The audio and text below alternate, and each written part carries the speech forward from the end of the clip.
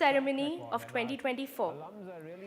We thank you for joining us on this joyous occasion, where we also celebrate 10 years of excellence at Ashoka. Thank you. Before we begin, I have a few housekeeping announcements. Please put your phones on silent mode. We also request you to remain seated during the ceremony and refrain from stepping into the aisles to take photos. Our official photographers will ensure that each fellow is captured in both photos and videos. Located on the right side of the hall, and washrooms are outside the hall, easily accessed through the back exit. We know they're a country of 1.4 billion people. We will begin with the proceedings very shortly. We also know we won't run more than one of those. But we will open ourselves to enabling. We believe that in the next 25 years, Ashoka will produce leaders in many spheres who can take the country forward. We believe that research out of Ashoka can really make a dent in the sciences and other disciplines to push the frontiers of knowledge. And we will do applied work that will really have social impact. So I'm very excited about the fact that Ashoka can contribute towards the country. And then the multiplier effect of many people copying the Ashoka model will really spread this. And hopefully 1,000 flowers will bloom.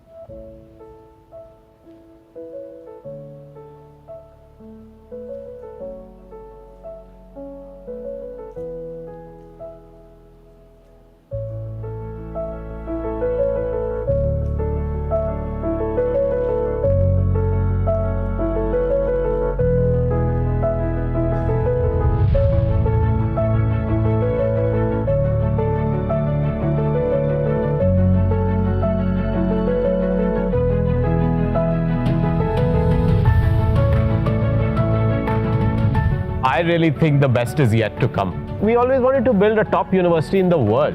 It struck me that great universities last 1,000 years. Yeah. And therefore it's beyond one person's lifetime, it's beyond 20 people's lifetimes. I think we'll get there by India at 100, 2047.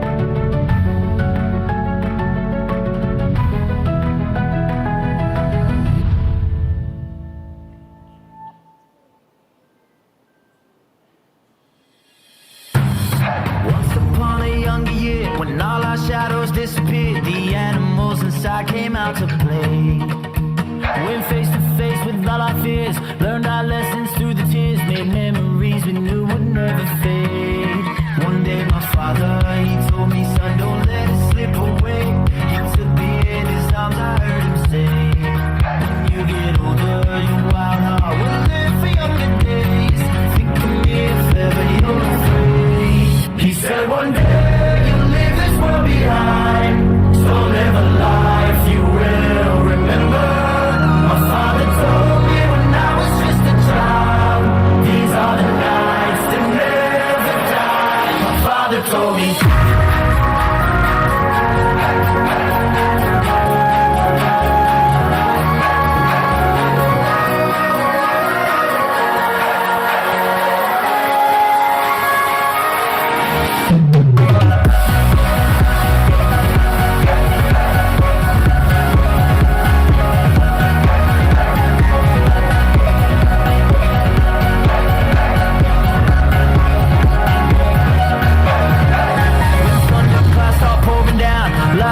They can't put out, carve your name into those shining stars. He said go venture far beyond the shores, don't forsake this life of yours. I'll guide you home no matter where you are. One day my father, he told me, son, don't let it slip away. When I was just a kid, I heard him say. We will now commence the proceedings for the day with the academic procession. Titled Full Circle, the procession music reflects the various stages in the journey that fellows undertake at the Young India Fellowship and was composed by several musicians from the YIF class of 2018. Please rise as the convocation procession enters the venue. Yeah, please request everyone to rise. Thank you.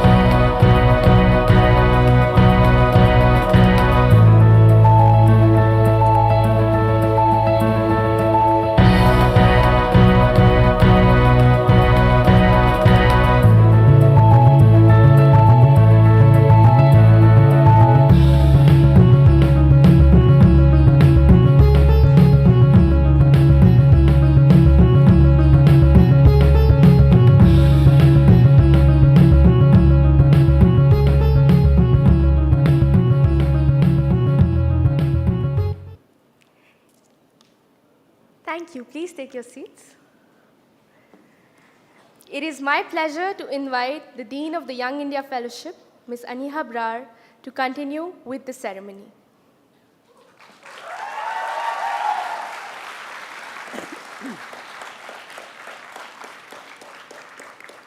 Good afternoon.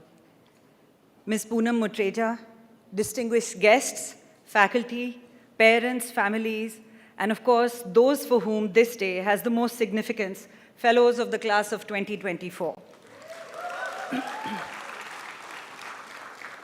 It gives me great pleasure to welcome you to Ashoka University and the 13th Convocation Ceremony of the Postgraduate Diploma in Liberal Studies, the Young India Fellowship.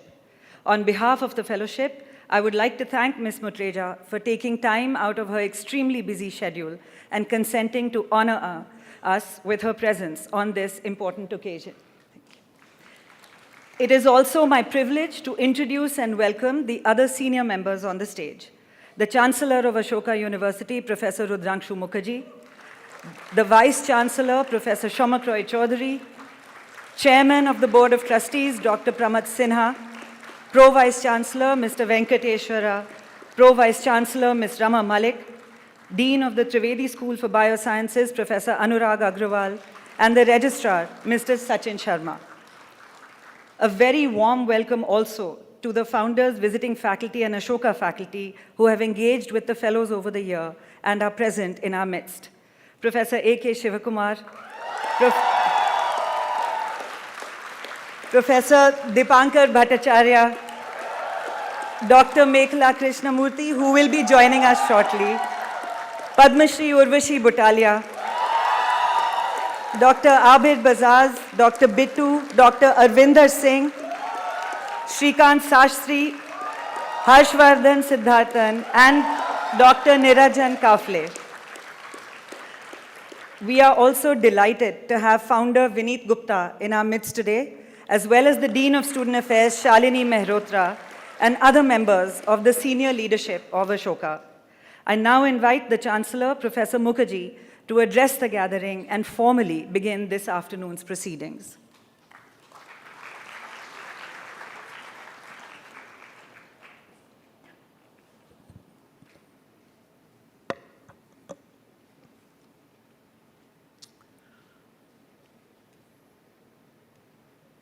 I'm going to break all protocols of a Chancellor's convocation address and request this august gathering to stand and observe a minute's silence to mourn the victims of the violence being perpetrated in Gaza, in Ukraine, and nearer home in Manipur. Ashoka University believes in ahimsa, compassion, and the values of humanism. I would also like to include in this moment of mourning the tragic demise of two of our students, Siddharth Ji and Cheshta Kochar. May we please stand for 1 minute. Thank you.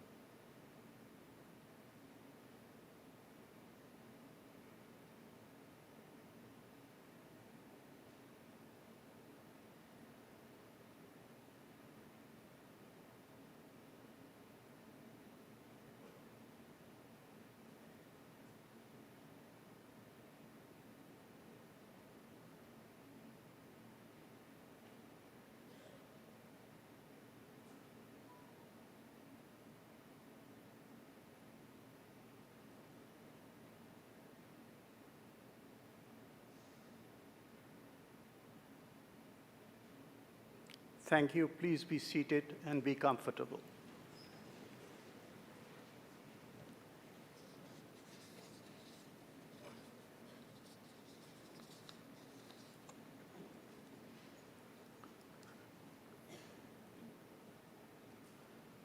Vice Chancellor Professor Shomak Rai Chaudhary, the Chief Guest Ms. Poonam Matreja, Chairman of the Board of Trustees Dr. Pramod Raj Sinha, founders present and absent, faculty present and absent, my colleagues on the dais, guests, and most importantly, the Young India Fellows.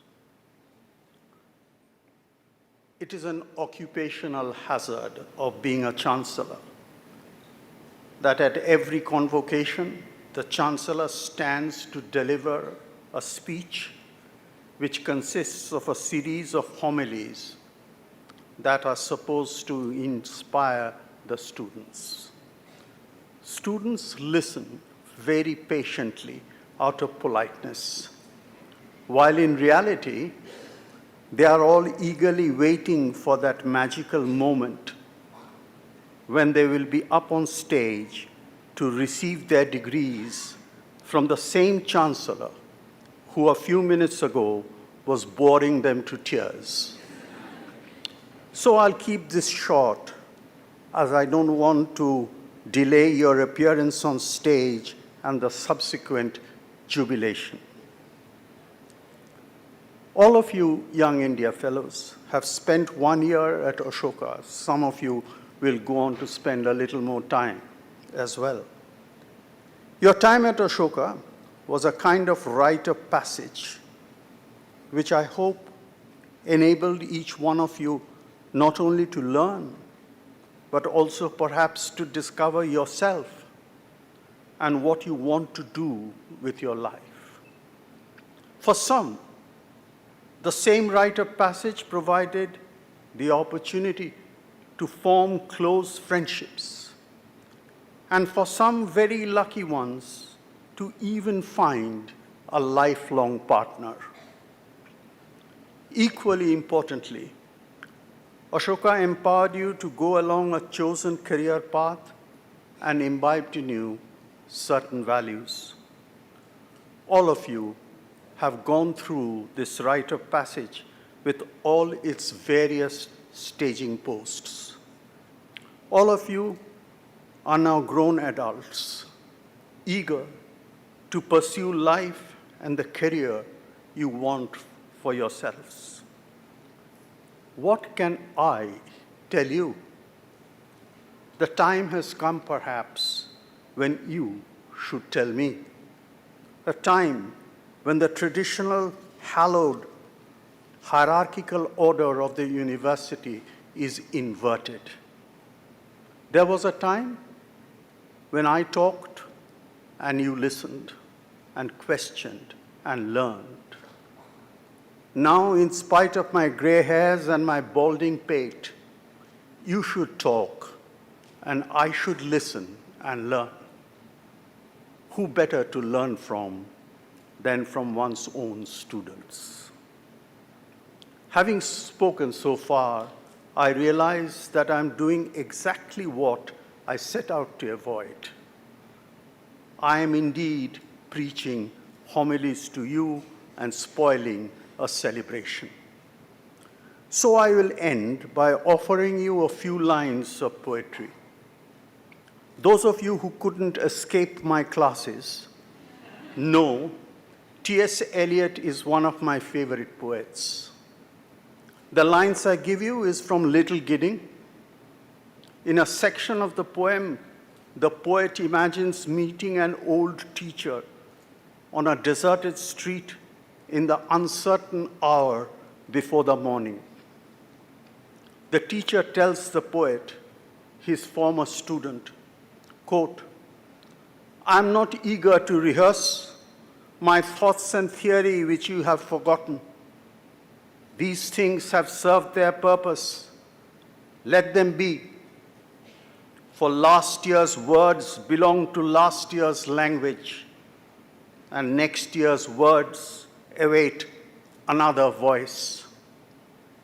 Unquote. We will be waiting to hear all of you articulate next year's words. You are the future.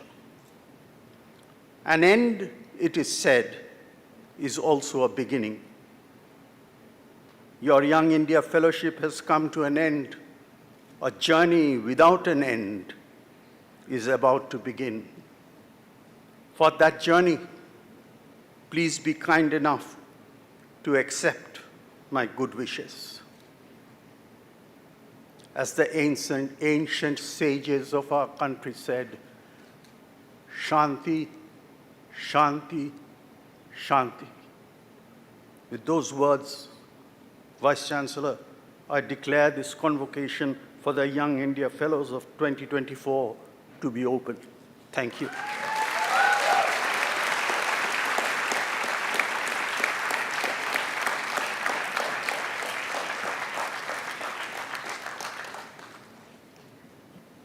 Thank you so much, Professor Mukherjee.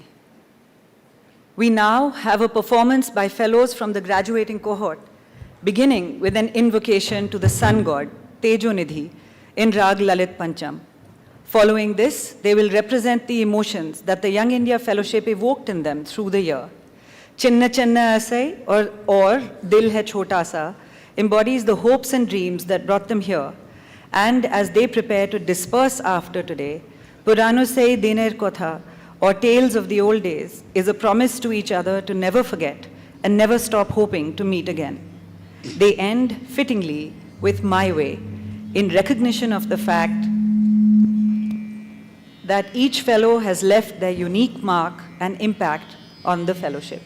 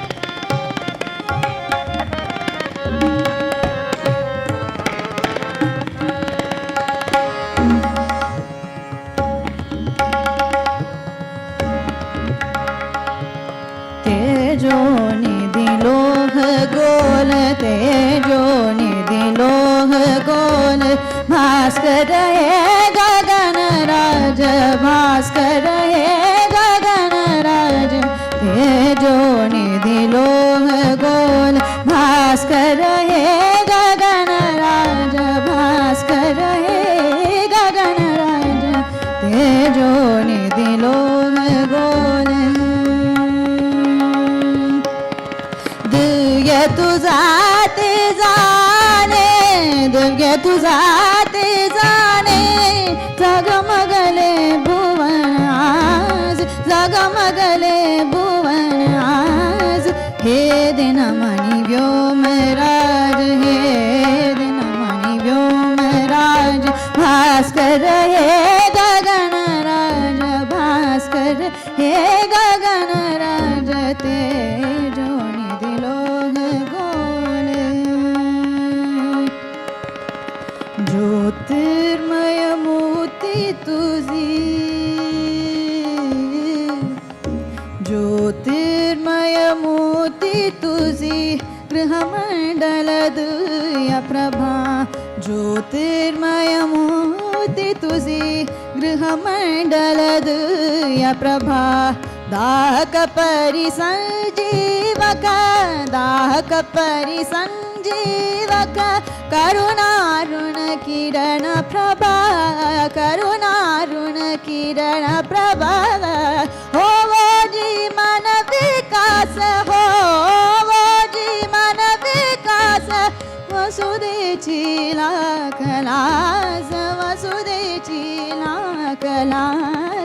हे दिनमणि व्योमराज हे दिनमणि व्योमराज भास्कर हे गगनराज भास्कर हे गगनराज हे दिनमणि व्योमराज हे दिनमणि व्योमराज भास्कर हे गगनराज भास्कर हे गगनराज तेजो निधि तेजो निधि लोह गोल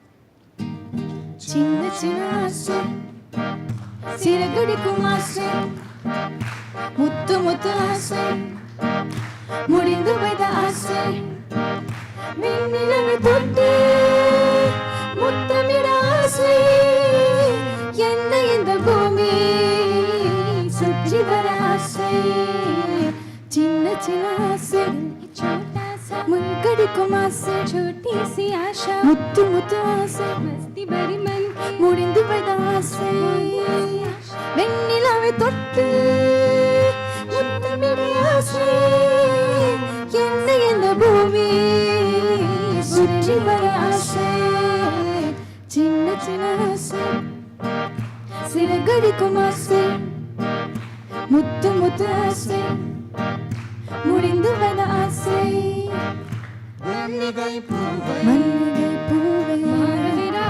மாறவிட ஆசை தென்றலை கண்டு மாலையிட ஆசை बादलों की मैं हो चुनरिया झूम जाऊं मैं बन के बावरिया काकरनी उलगी काटी विरा आसे चिन्न चिन्न आसे छोटा सा सिरगडिकुम आसे छोटी सी आशा मुत्तु मुत्तु आसे मस्ती भरी मन मुडिंदु वदा आसे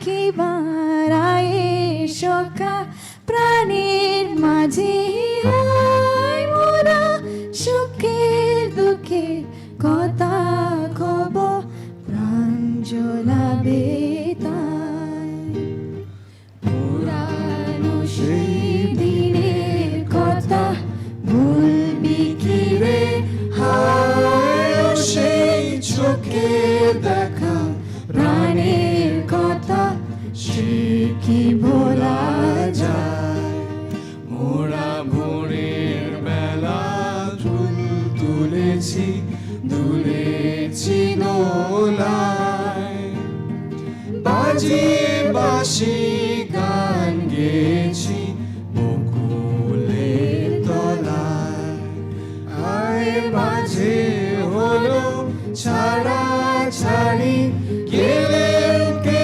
কোথায় আবার দেখা যদি হলো সখা প্রাণের মাঝে পুরানো সেই দিনের কথা ভুলবি কি রে হায় সেই চোখের দেখা প্রাণের কথা সে কি ভোলা যায় সে কি ভোলা যায় সে কি ভোলা যায়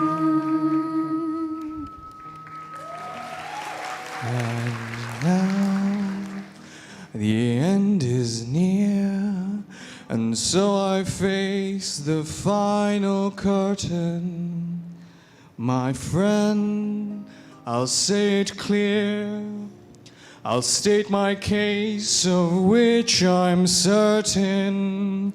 I've lived a life that's full. I've traveled each and every highway. But more, much more than this, I did it my way. I've loved, I've laughed and cried. I've had my fill, my share of losing. And now, as tears subside, I find it all so amusing to think I did all that, and may I say, not in a shy way. Oh no, not me, I did it my way. For what is a man? What has he got? If not himself, then he has not to say the things he really feels, and not the words of one who kneels. The record shows I took the blows and did it my way.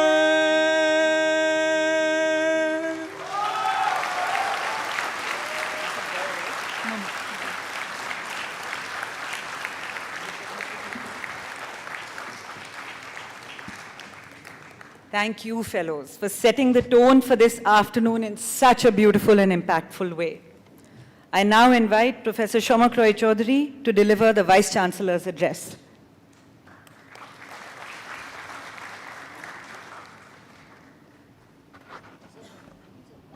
Gosh, respected Chancellor, Professor Udhanshu Mukherjee, Chairman of the Board of Trustees, and former Dean of the Fellowship, Dr. Pramasad Sinha, members of the governing body, Ashoka's founders, distinguished guests, deans, members of the faculty, administration and staff, and of course, our graduating fellows and parents and friends.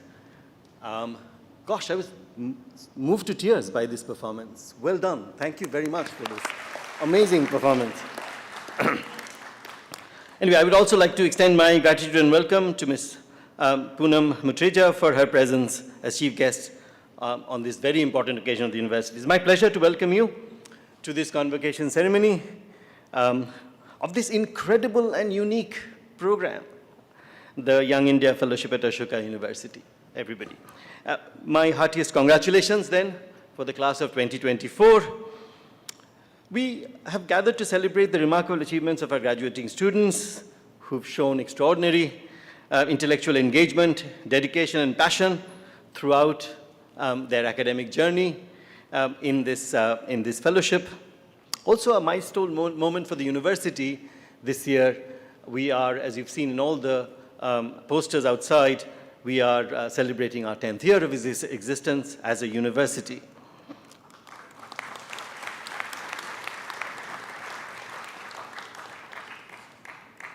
Fellows, your journey here has been unlike any other. Ashoka's Young India Fellowship is a very unique bridge between disciplines, a kind of melting pot where minds from diverse backgrounds come to be forged in the fires of critical thinking and creative exploration. We have encountered vast landscapes of history, literature, and the sciences, and you've seen them through the lens of contemporary India and its challenges and, of course, its immense potential. It was a privilege for me to have taught a short course in astronomy in this year's fellowship program. It was a wonderful experience. Now, the world you step into is a land of a robust democracy, flourishing innovation, within a template of ancient traditions. This is why the Young India Fellowship is important, because at least in its intention, it has equipped you with the tools to dissect these complex issues, to bridge divides across disciplines and of social strata. You have sharpened your ability to communicate effectively, to synthesize knowledge from diverse fields, and to translate theory into practice through experiential learning. This is the essence of a liberal arts education, and of course, the Young India Fellowship is one of the best examples of such education in the world.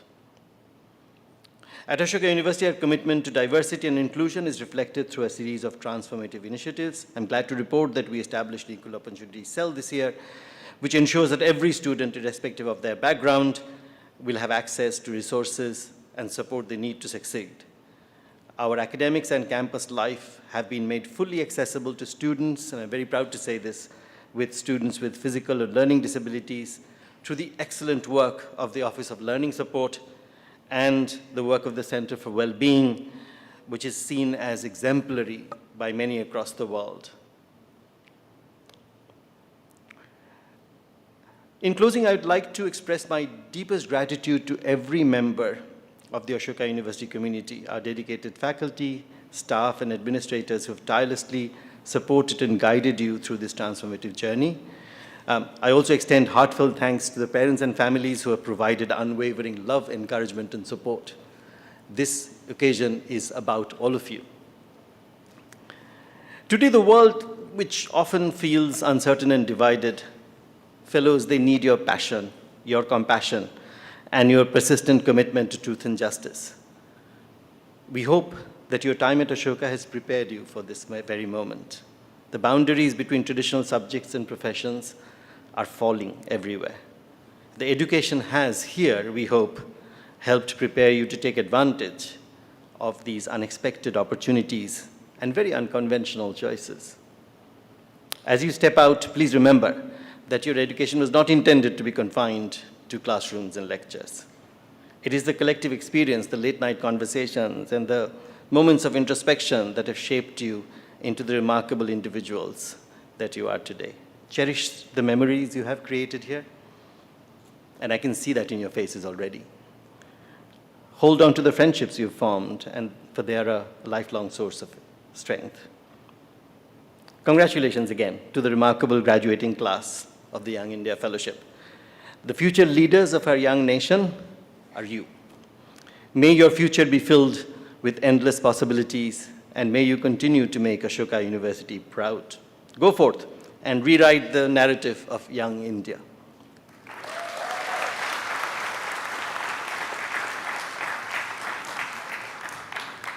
Thank you, Professor Roy Chaudhary. The Young India Fellowship at Ashoka is a one-year postgraduate diploma in liberal studies and was established as the university's flagship program. It is open to graduates from any discipline who want to explore their full potential.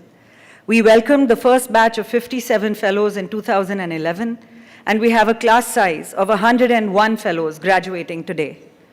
Fellows represent 62 cities and towns within 24 states and regions across 3 countries. 22% of the fellows are first-generation college-goers.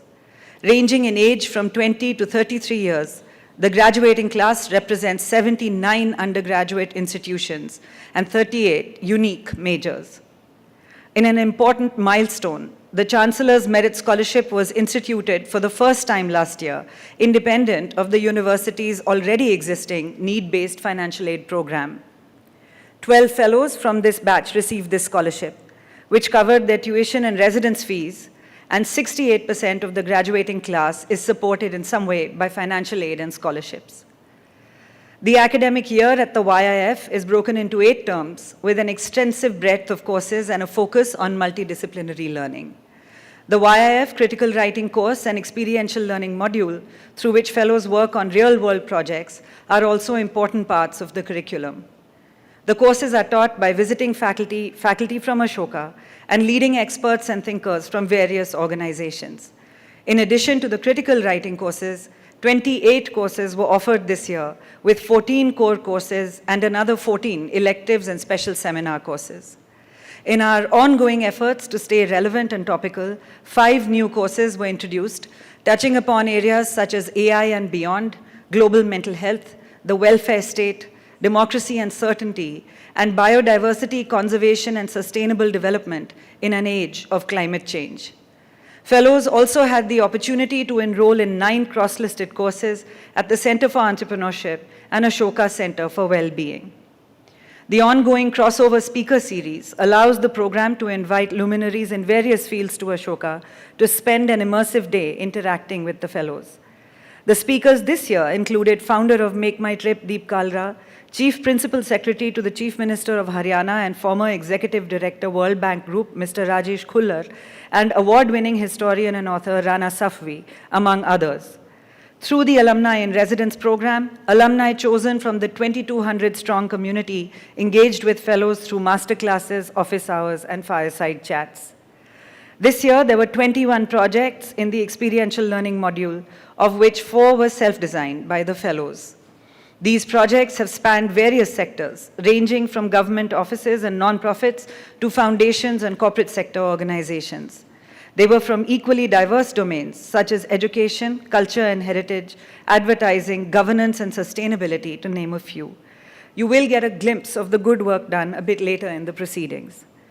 The program also enables fellows to build meaningful connections with mentors from diverse sectors. This year, we had 43 mentors coaching and advising fellows on their personal and professional development. The YIF is committed to helping fellows build careers after graduation. In the academic year 2023-24, we had over 260 organizations participating in Ashoka's recruitment process, and fellows are now set to begin careers with various organizations such as Convergence Foundation, Deloitte, Dr. Reddy's Foundation, Hindustan Unilever Limited, McKinsey & Co., Michael Page, and many others. Many fellows are also continuing their educational journeys outside the country. Dikshika Ganesh, Mansi Prabhakaran, Meher, Rohana Jayaraj, and Anish Pratibha Shekhar Tore will represent the fellowship at Sciences Po Paris for the semester. The Salzburg Academy on Media and Global Change, Austria, conducts an annual global seminar. This year's topic is Belonging in the Age of Machines, Reimagining the Soul of Media. Shashank V will represent the fellowship at the seminar. Other fellows furthering their academic journey are Ayush Bora, headed to IIM Kolkata for an MBA, Kajal Bawa, headed to HEC Paris for the Masters in Management Grande École program, and Nene Onyedi Ibezim to University of Pennsylvania for a Masters in International Education Development on the Penn UNESCO Scholarship. Arunava Banerjee will be pursuing International Law of Global Security, Peace and Development, and Oishik Ray will be pursuing a Masters in Industrial Mathematics, both under the Erasmus Mundus program. Tushar Yadav has been accepted to the Masters in International Social and Public Policy at London School of Economics. Sangi Chetty Kumar has been selected as a Barrett Fellow for their this is big, for their inaugural cohort, which includes travel to 15 countries across 5 continents and exposure to global leaders across fields.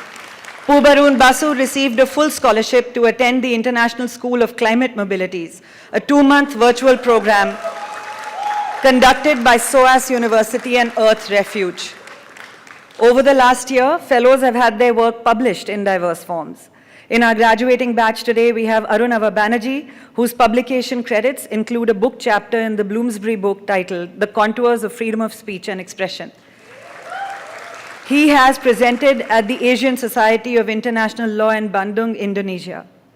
Vaibhav Sharma's paper on the topic, Digital Decentralization, Empowering the Marginalized with Blockchain and Cryptocurrencies, has been selected for the Young Scholars Program, which is part of the Mont Pelerin Society.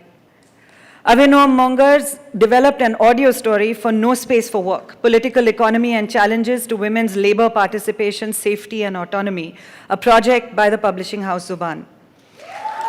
Isha Satish Shetty was chosen to be a participant in the Raisina Dialogue 2024, a conference on geopolitics and geoeconomics, co-hosted by the Observer Research Foundation in collaboration with the Ministry of External Affairs, Government of India. Ransan Kumar Khundakpram rolled out a colloquium series called Kihomrol, aiming to build an academic ecosystem among the academics, research scholars, and students from different backgrounds in Manipur. Kajal Bawa received the scholarship to young artists in Bharatanatyam given by the Ministry of Culture, Government of India, for artists of outstanding promise to be used for advanced training for 2 years. And Simran Kapoor performed at the opening ceremony of the Commonwealth and Asian Championship for Wrestling 2023. We always take a moment to also talk about what our alumni are doing. And the YIF alumni community has comprised over 12 civil servants, 17 Fulbright scholars, 5 Chevening scholars, over 5 Erasmus Mundus scholars, 2 Schwarzman scholars, several German Chancellor's fellows, a Rhodes, a Yenching, a Humboldt, a Helmut Schmidt, a Knight Hennessy, a Commonwealth, and a Gates Cambridge scholar over the years. To give you a small glimpse of alumni achievements over the last year, and this is just a very small cross-section, Fatima Khan, YIF 2018, has received the INLAC scholarship to pursue a master's in journalism at Columbia. Natasha Zareen, YIF 2013's initiative, the Kham River Restoration Mission, has been selected as one of the top 5 finalists for the World Resources Institute Ross Center Prize for Cities. Sakshi Ghai, YIF 2015, a postdoctoral researcher at the Oxford Internet Institute, has been awarded a Women of the Future Award in the science category. Aman Kaleem, YIF 2013, secured 12 awards at 18 film festivals across the world for her sci-fi film, Girls. Samarth Mahajan, YIF 2017, won the Gold Award for Best Documentary at the 13th Indian Documentary Producers Association Awards for his film, Borderlands. Abhishek Lamba, YIF 2018, won the Best Board Game at the 20th Games for Change Festival, New York, for his game, Azadi. I think we can give them a clap in absentia here. These are just some elements of 1 year from a rather lengthy list, and we continue to be proud of the achievements of fellows, past and present. The class of 2024 has now come to the end of a journey that has been sometimes challenging and oftentimes rewarding for them. And it is now time for me to invite Chancellor Mukherjee for the awarding of diplomas to the graduating class, and Karan Bhola, Director of the Young India Fellowship, to announce the names of all graduates present and in absentia.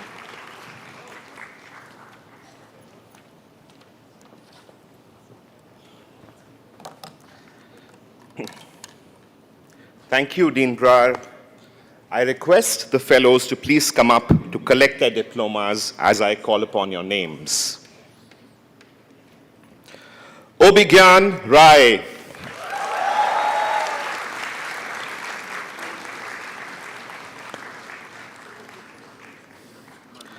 Abu Bakr Siddiq PK. Aditya Jha.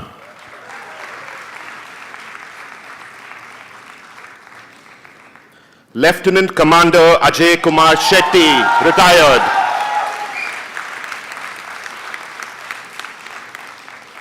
Amrit Balakrishnan.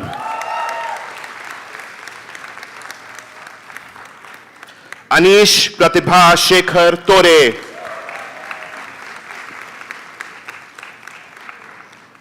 Anjani Gupta.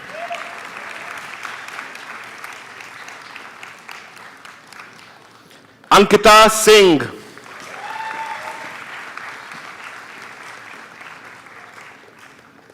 Anushri Singh.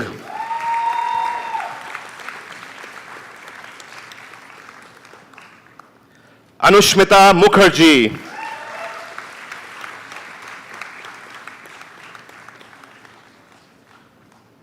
Aparajita Shankar.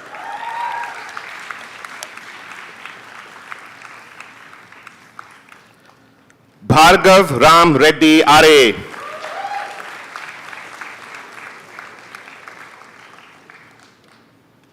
Orko Sen Gupta.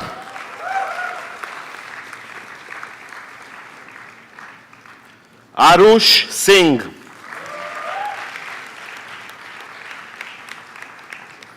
Arunava Banerjee.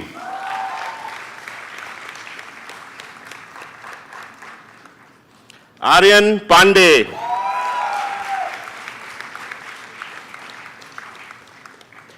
Ashmita Nandi.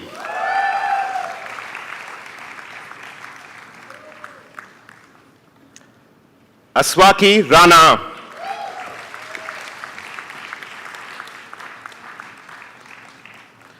Avinom Mangar.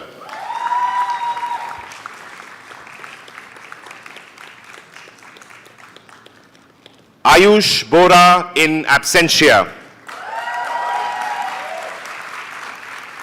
Balaji Chitra Ramakrishnan.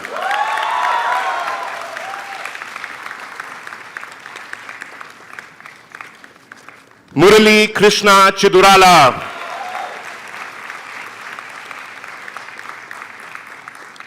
Lakshmi Sai Srujna Dadi.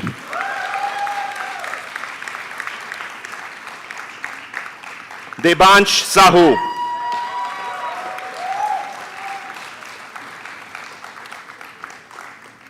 Dikshika Ganesh.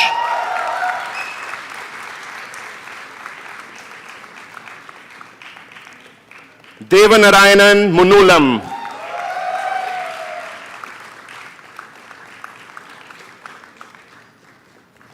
Diksha Pandey.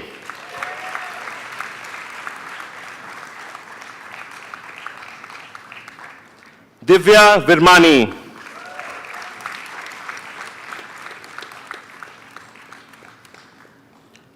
Durra Murad.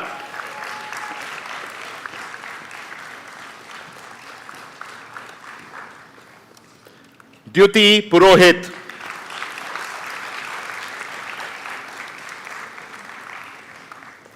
Isha Satish Shetty.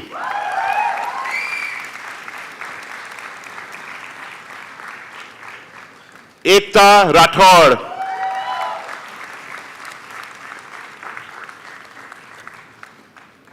Ishani Bora.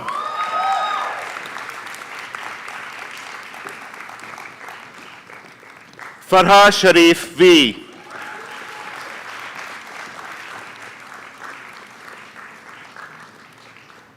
Hita Chavda.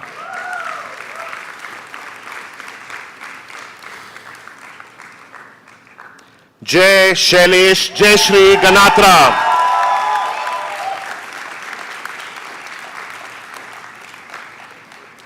Jyoti Markam.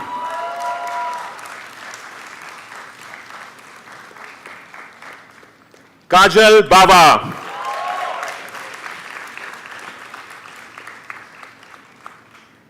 Kamya Arya.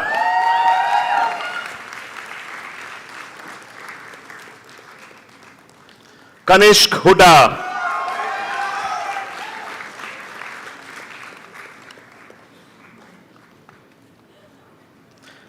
Katyayani.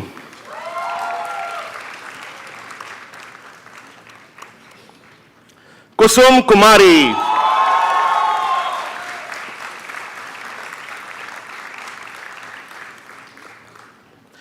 Lisa Kesaria.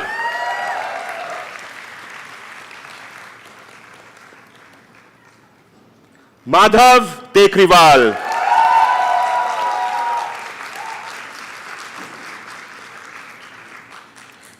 Madhuja Zoshi.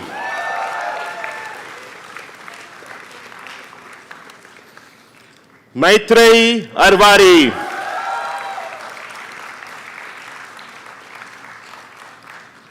Manasi Prabhakaran. Mansi Garg.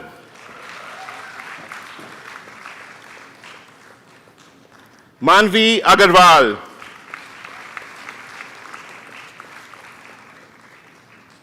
Meher.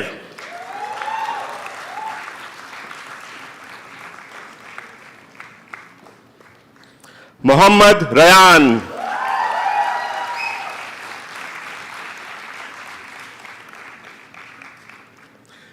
Mrinalini Natarajan.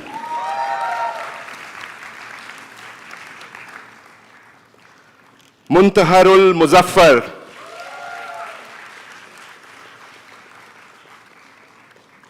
Muskan Saxena,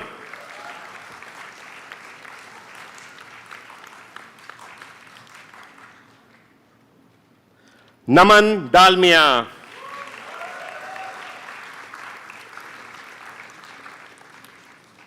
Nene Onyedi, Ibezim in absentia, Nitin Jain,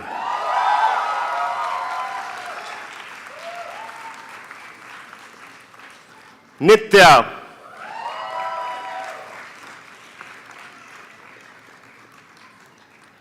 Oishik Ray,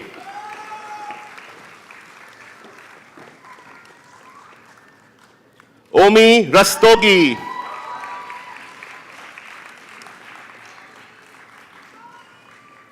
Ovia Manivannan,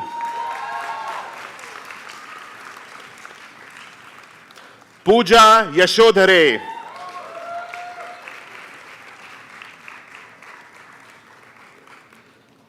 Purva Rai,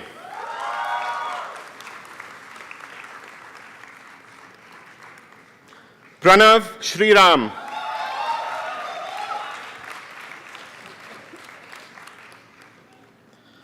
Pubarun Basu,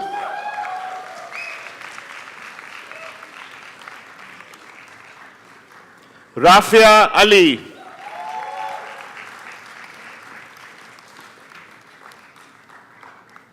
Raghav Raj Saluja,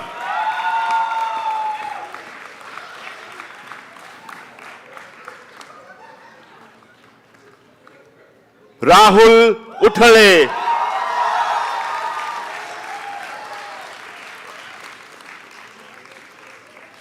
Rakshika Afle,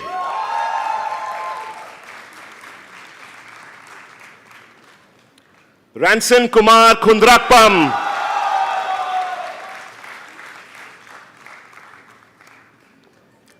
Ritika Vashne,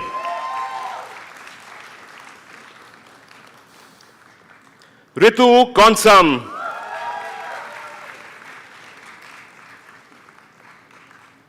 Ria,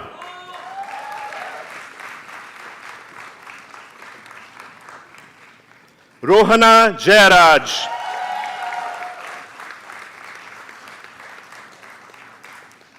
Dr. Sahiba,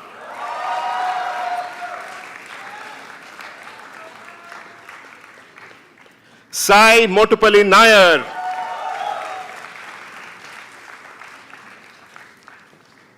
Samyukta S, Sandra Shrikumar,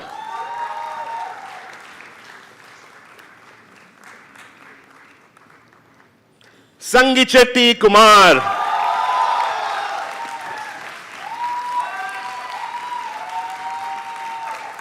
Sankalp Sharma, Shakil Imtiaz, Shashank V,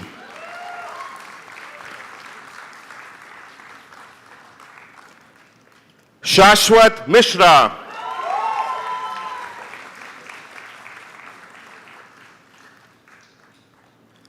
Shepal Bhansali, Shubhra Agarwal in absentia, Shweta,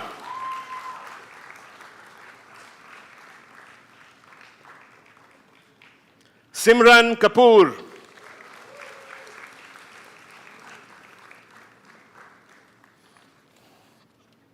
Shanmukha Aditya Sistha,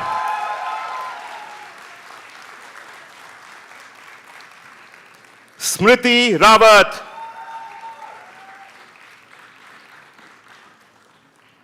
Srishti Agarwal,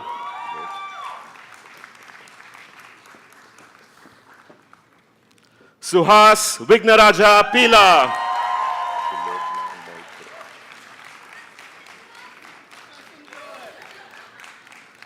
Shulogna Moitro,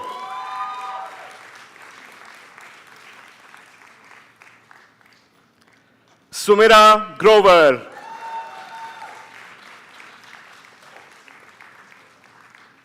Tanishk Shivle.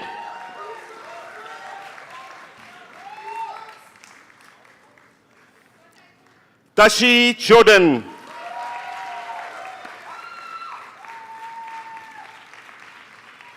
Tushar Yadav.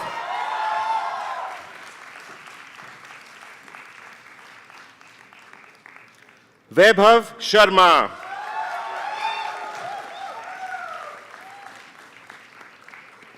Vasundhara Panghal.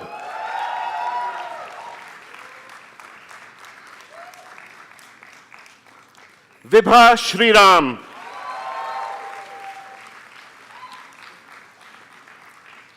Vidya Rajagopalan in absentia. Finally, Zahanat.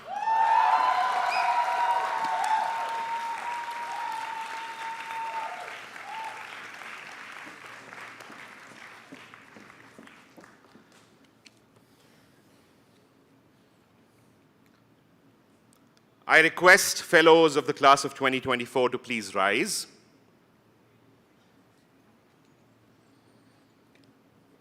I invite Chancellor Mukherjee to formally confer upon the graduating cohort the postgraduate diploma in liberal studies.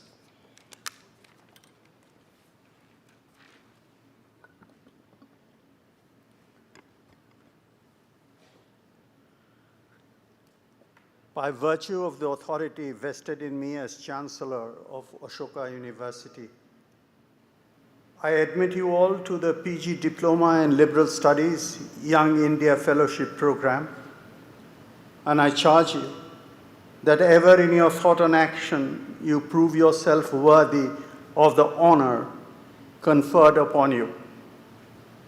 Please remain standing as I confer the Ashoka University oath. I'll take this slowly. Please repeat what I have said when I pause. The ancient Indian king, after whom this university is named, asked the question, what is Dhamma? He answered, it is having a few faults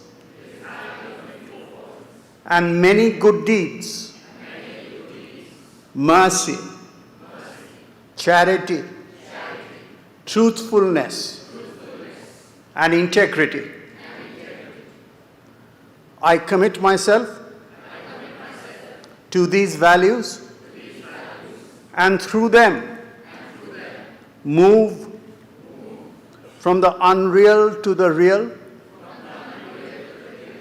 from darkness to light,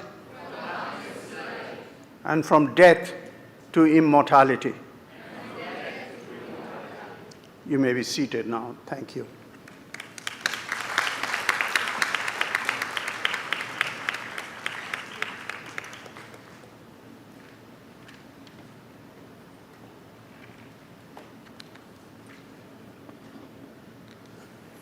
Now I have an impossible and a completely redundant task.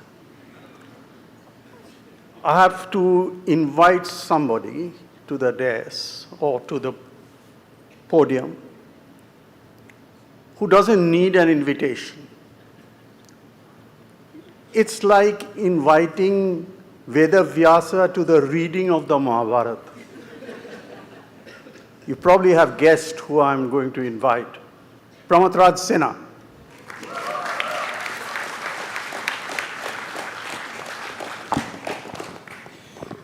Thank you, Rudrangshu. I was recently called who's the popular Western singer these days?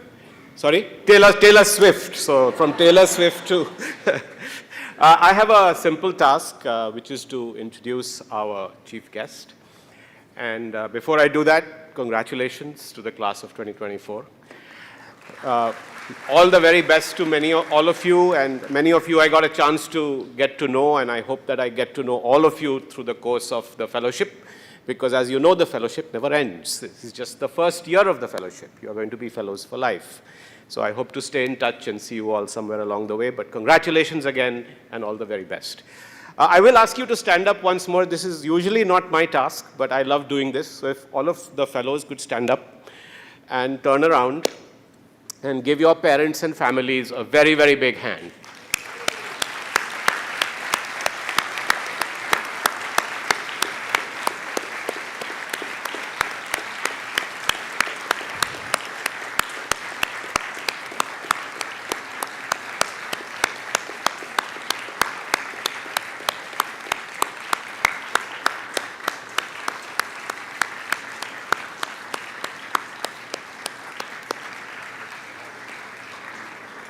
Please take your seats.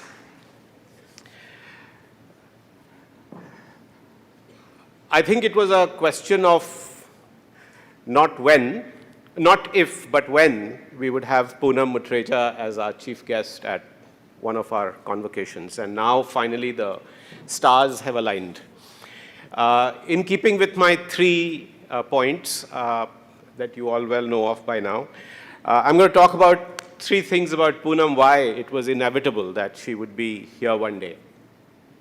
The first is that she's truly a role model for this program. If any of you could do even a little bit of what Poonam does today, I think this program would have been a huge success. And to that end, since many of you may not know Poonam that well, I will take a few minutes to introduce her formally. So Poonam currently is the executive director of the Population Foundation of India, PFI as it's popularly called. And she has been the executive director since 2010. So she's been there for almost 14, 15 years.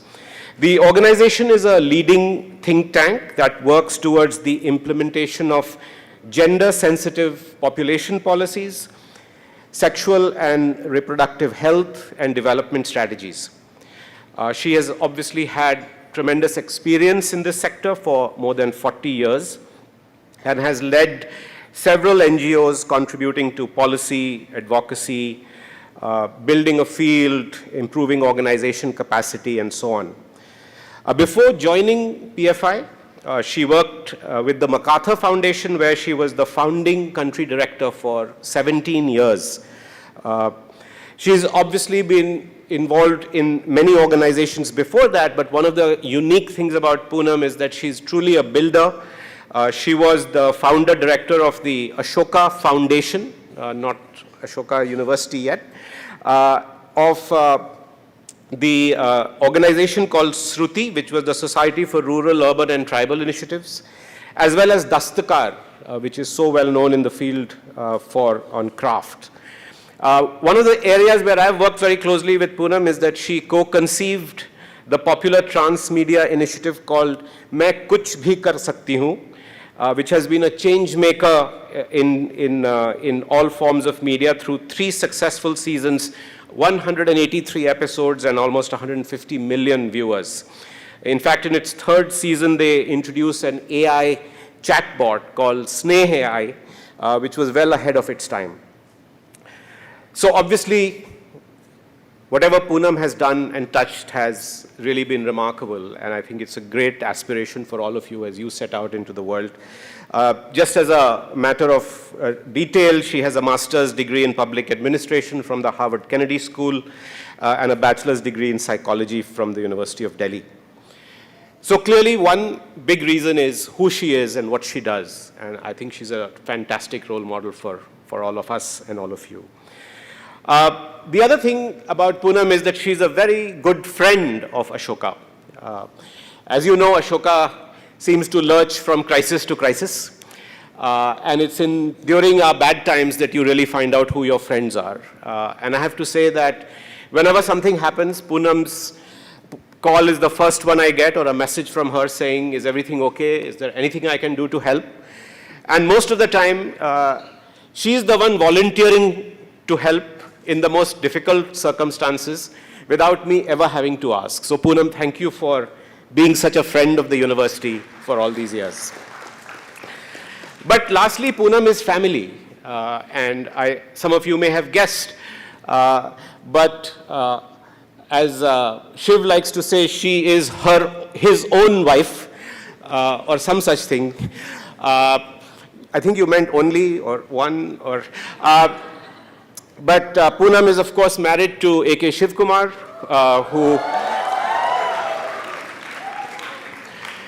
And I call her family because Shiv has been teaching on the fellowship since its very first year, since 2011. Every batch, Shiv, right?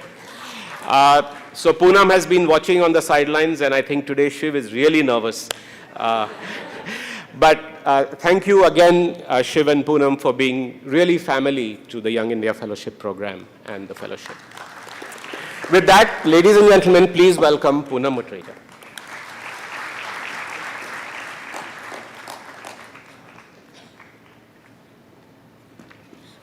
Can I give this away?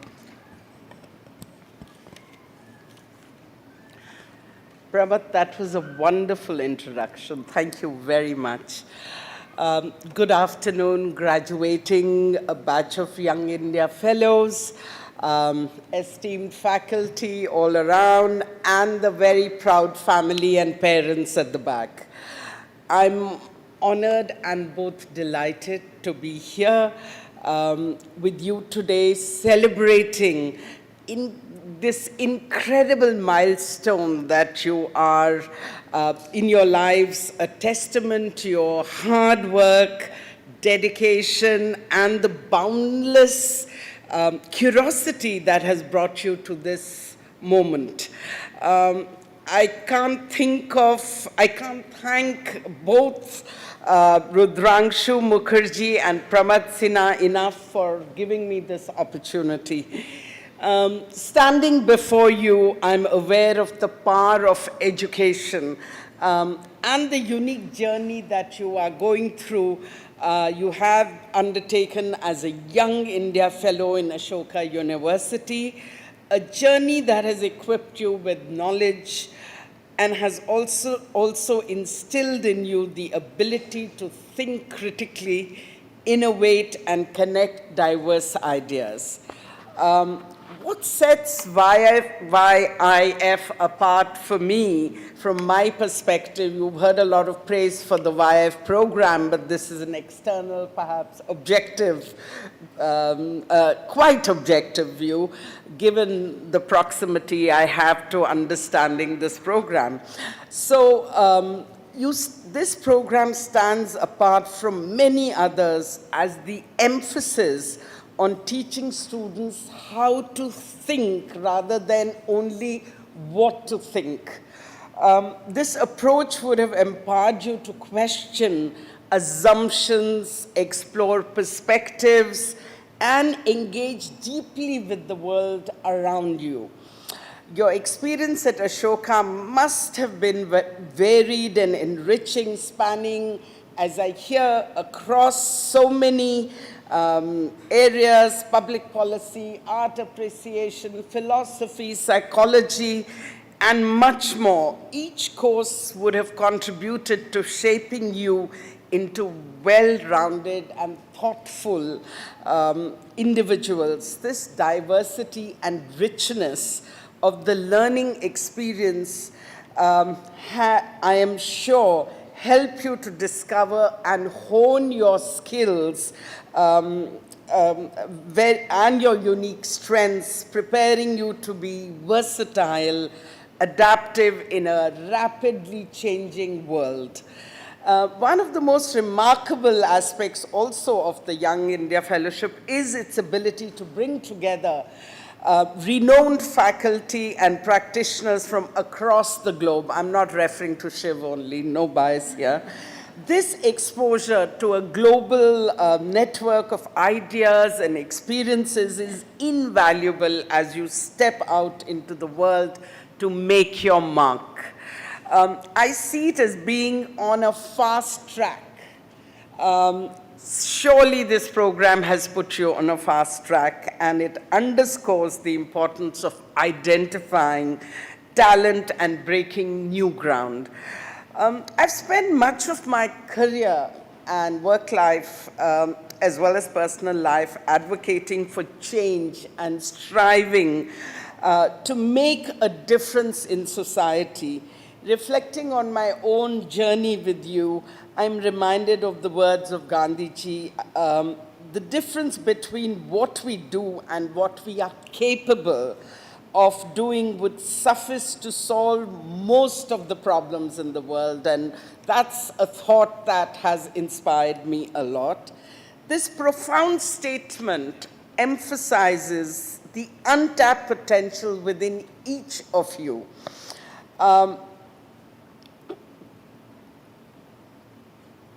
Within each of us, there is the potential for collective impact it could have on many global threats that the world faces today, not just climate change, but many of you have made a statement today as you walked through. It calls for recognizing the true potential within each of us as we face these threats and the world, and do some self-reflection too as you graduate. So what did I do, which I would like to share with you? I did build institutions at a young age without having an opportunity to go through the Young India Fellowship. And I had, having had an opportunity inspired by Gandhiji, I traveled across India to learn about how the people in this country live. The poorest in the family, in the village, is the person I stayed with when I traveled for 3 years across the country. I witnessed stark inequalities and injustice experienced by children, women, Dalits, Adivasis. Even to this day, the harsh realities I experienced,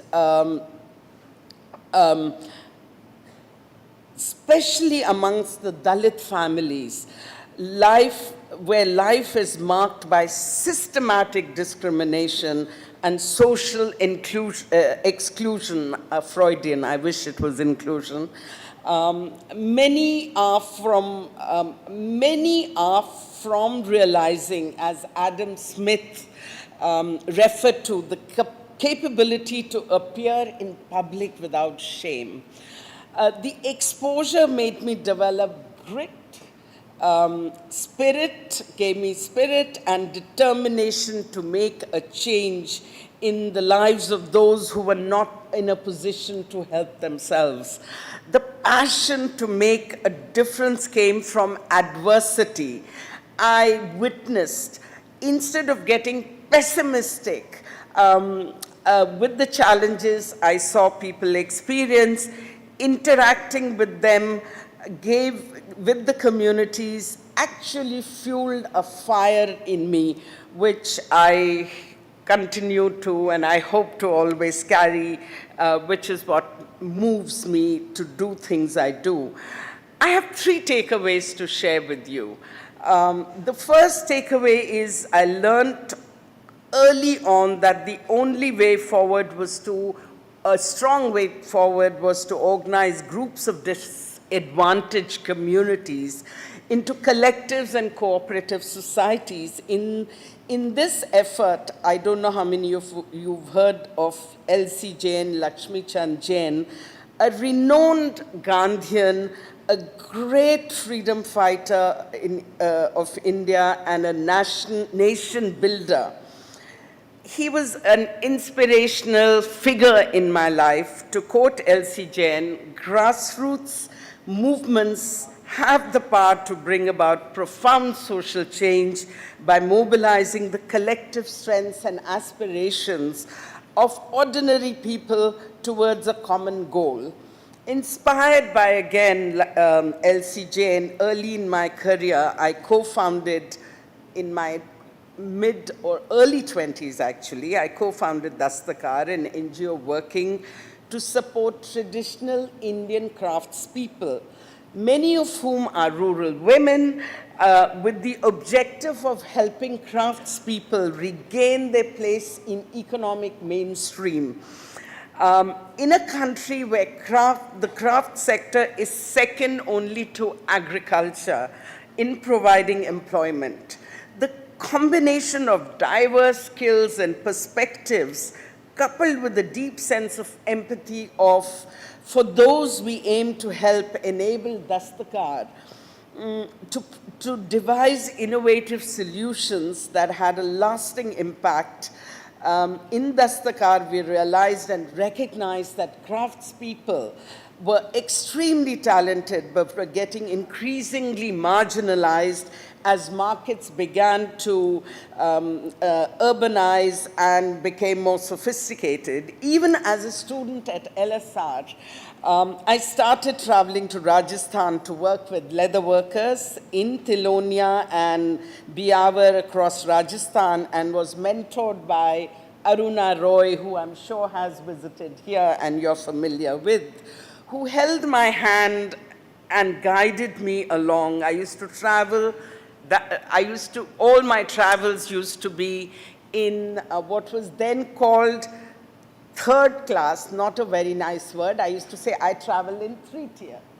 And I spent a lot of time in unreserved compartments going across India, and the place that I got to again meet a lot of people, learn from a lot of people.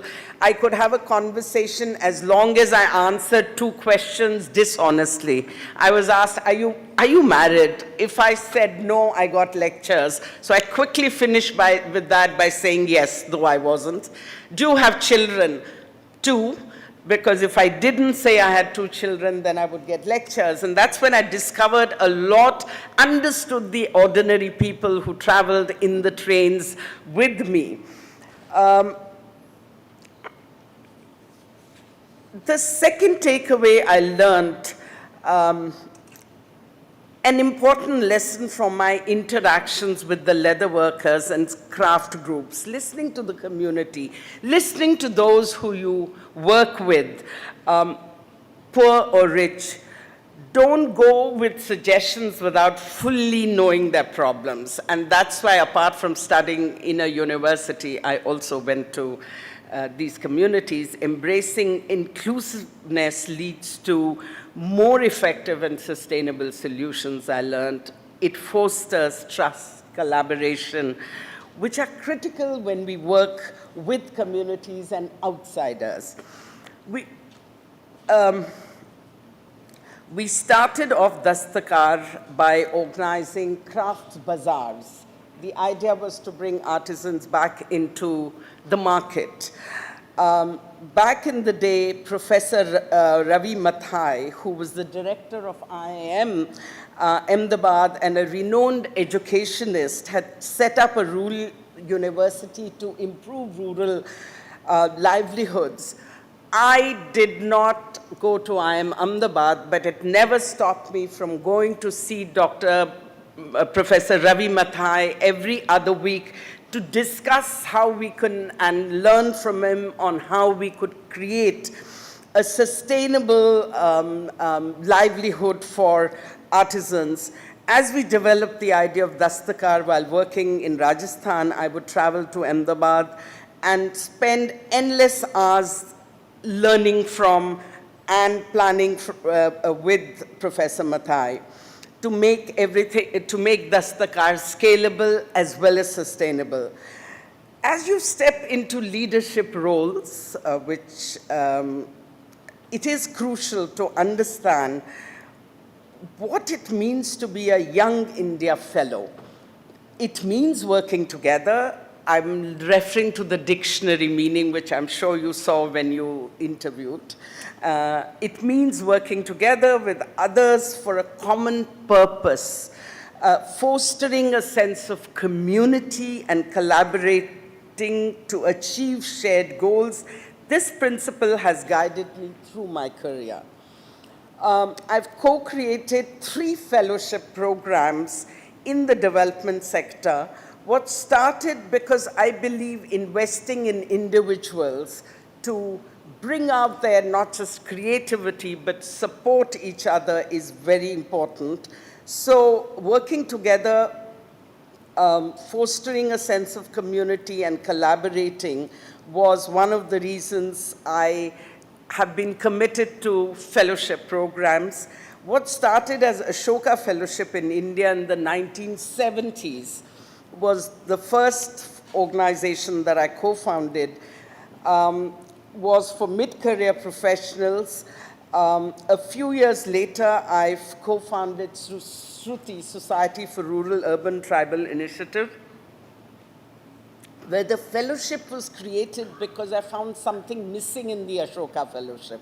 And what I found missing is people from the community. For them to participate, they had to be supported with stipends so that they did not have to work all day to put food on the table in their households.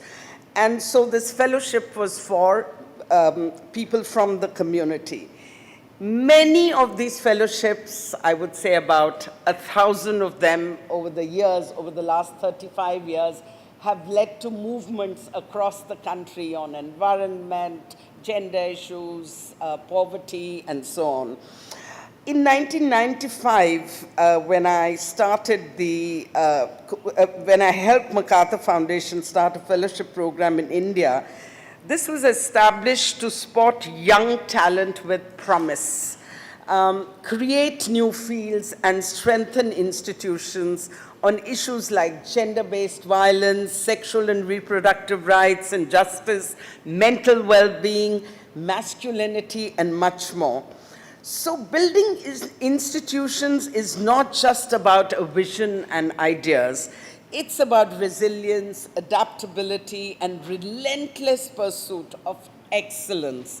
It's about creating frameworks that are sustainable, inclusive, and able to withstand the test of time. So as leaders, you must focus on building institutions that are transparent, or working in institutions where you bring transparency, accountability, and responsiveness to the needs of the people you serve. Leadership, as all of us know, but sometimes forget, is a verb. It is the exercise of leadership that we focus on. It's not a noun. It is not just about making also decisions in a position of authority. It is about empowering others, fostering a culture of collaboration, and leading by example. I strongly believe that not just building your own capacities, but building capacities of others and strengthening their capabilities and in the process learning from them is key. My team at the Population Foundation consists of talent that I do not have, and that's why we're able to achieve what we do. And I always try and get people who are more talented or more qualified or skilled than I am, and that's the success of Main Kuch Bhi Kar Sakti Hu, when you also go to people who have far more experience, skill, and capability, and that's when we collaborated a lot and learned from Pramad Sinha. As you embark on your post-fellowship journey, I encourage you to stay curious and open-minded. Embrace the diversity of thought and experiences you encounter. Remember that true innovation often comes from intersections of different disciplines. And most importantly, let empathy guide your actions. The ability to understand and connect with others is what will make you not just successful professionals, but also compassionate leaders. I learned the true meaning of compassion and the practice of compassion from the Dalai Lama, His Holiness, who I have had the fortune of engaging with on many occasions. Once a year, he held a week's course in Delhi, and I never missed an opportunity to go. And once I was asked by him, why do you come? This was the 10th course I was attending. My child, he said, why do you come every time? Because apparently the learnings was for new people. And I said, till I learn how to be compassionate to those who we sometimes consider as not only not compassionate, but enemies and so on. He told me a story. I said, he said, my child, you have enough compassion. I said, no, I want to learn how to be compassionate to those that we feel uncomfortable with. And he told me this story, which I'd like to share with you.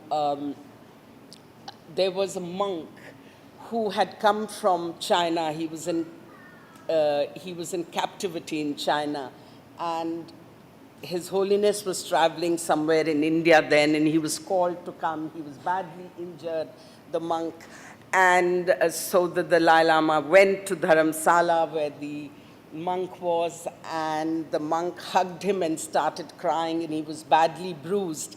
And the Dalai Lama asked him, were you scared? Are you scared? Were you scared that they will kill you? He said, no, I wasn't scared that they will kill me. I was scared that I will lose compassion for those who are torturing me. And after that, there was no other way one could experience or think of compassion for those who you feel uncomfortable with. As you step into the world, your curiosity and drive to explore, innovate, the challenge you will face challenges, but the challenge you will face are also opportunities for growth and learning. I've treated every challenge as an opportunity, and missing a challenge for me has been a failure to not find and work on a solution. Realize the importance of standing up for after every fall and trying again. Start off by believing that every problem has a solution. If you are willing to search for it with the determination to work towards it with dedication. So every time I have seen a problem and thought of the solution, I also find the world conspires to help you find these solutions. You're graduating at a very critical time, critical juncture in India's demographic development journey. As the most populous country in the world with the youngest population, India is brimming with extraordinary opportunities. Future prospects are bright, but the country also faces many, many challenges. The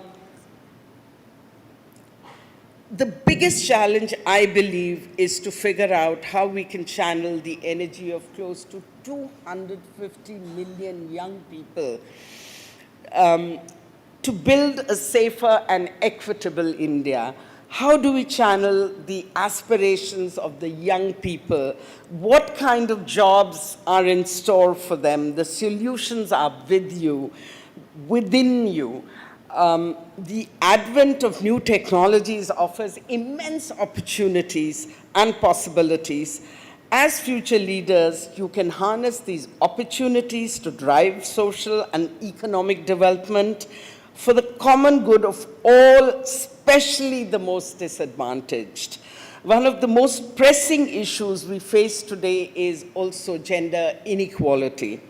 To quote Amartya Sen, gender equality is more than a goal in itself.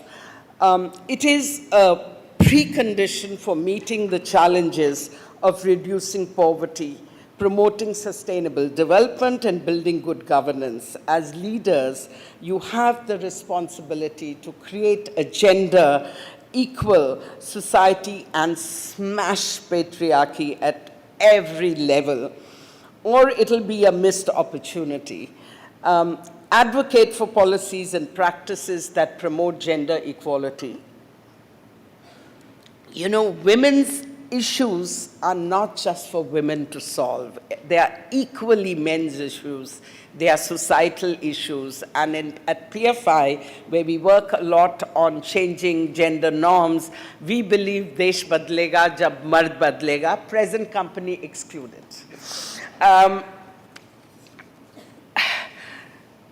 Remember, though the women's issues are not just for women to work on, as men, as young boys, as young leaders, I hope each of you will take the responsibility to make this change happen.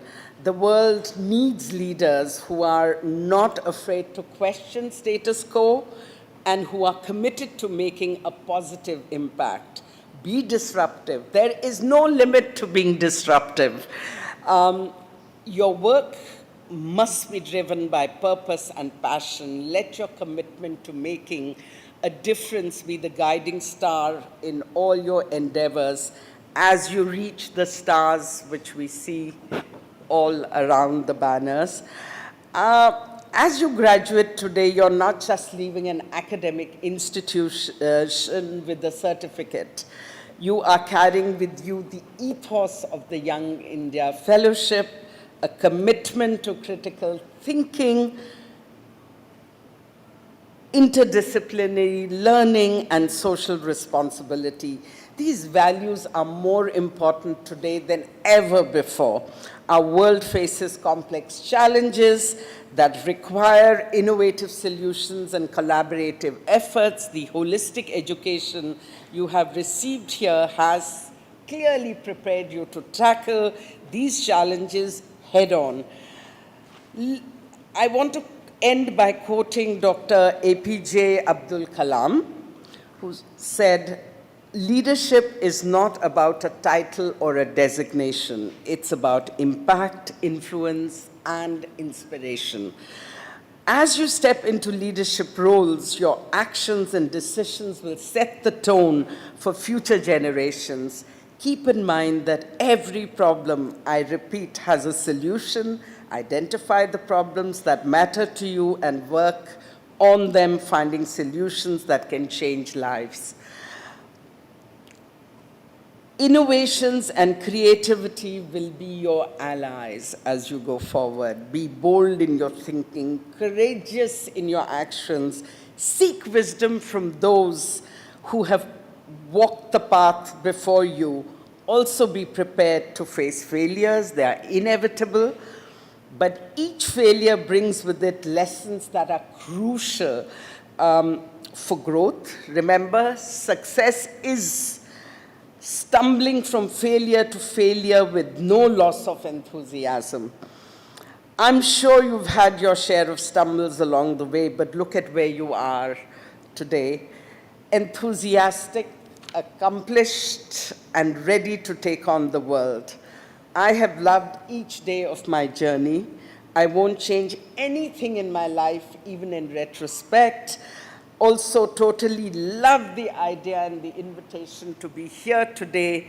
Go out into the universe from here, and may you enjoy, succeed, and love each day. Thank you very much.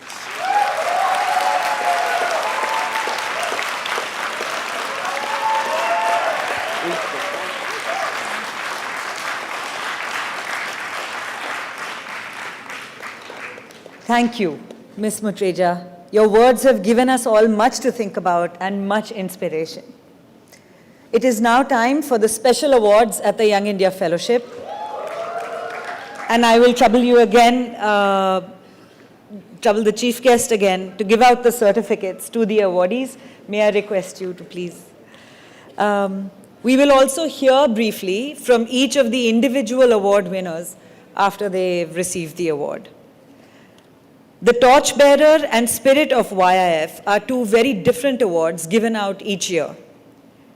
In both cases, fellows are nominated by their classmates.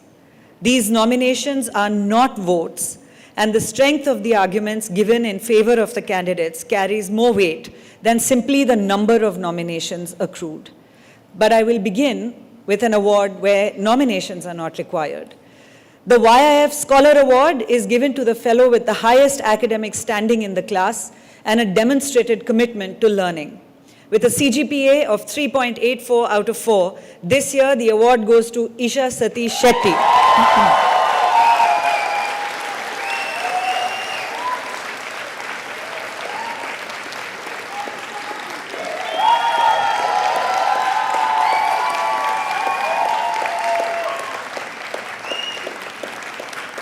Congratulations, Isha, for your outstanding academic record this year.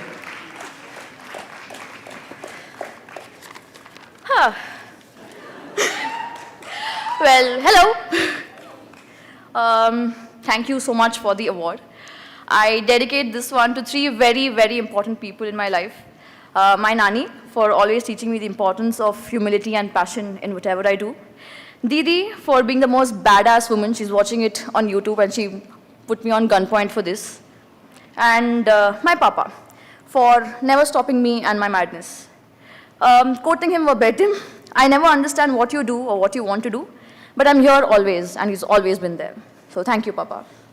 A big thank you to the gorgeous lady in the green sari, my mama. She's recording me, hello. Baidinekku must thank you, and nekkatane ponontinir mul barodandu.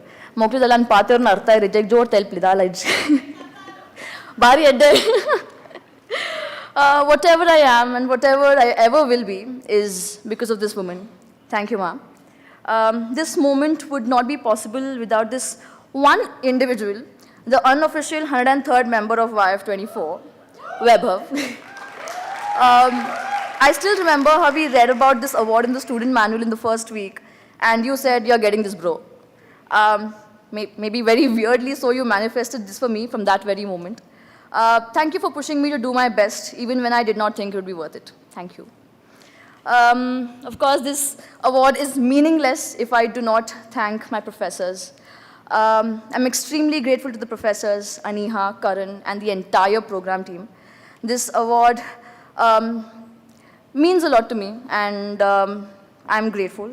From loving courses like critical writing, AI, Shakespeare, to crying over sociology, to not knowing what the hell is happening in NGIA, I cannot possibly put in words what these courses meant to me and how they've shaped my perspective on things. I have never experienced this kind of education before, and I thank you from my heart for this opportunity. Special shout out to my roomie Samyukta and also her mama for making IIT my makeshift home so that I could do my assignments in peace. I'm very grateful to one particular group, none of y'all will guess it, for having my back always. Yes, of course, my ELM team.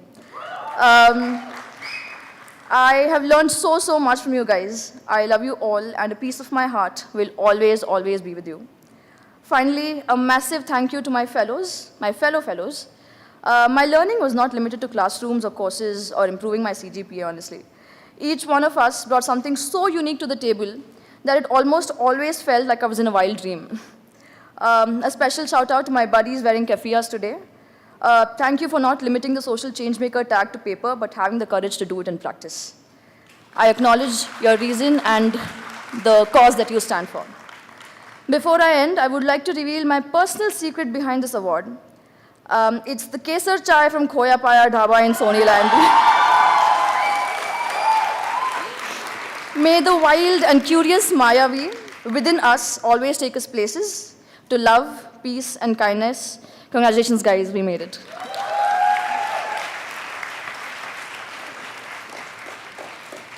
Thank you, Isha.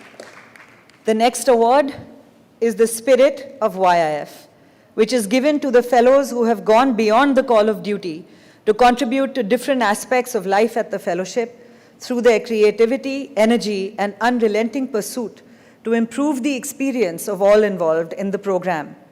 The first award for the Spirit of YIF class of 2024 goes to Jai Shailesh Jayashree Ganata.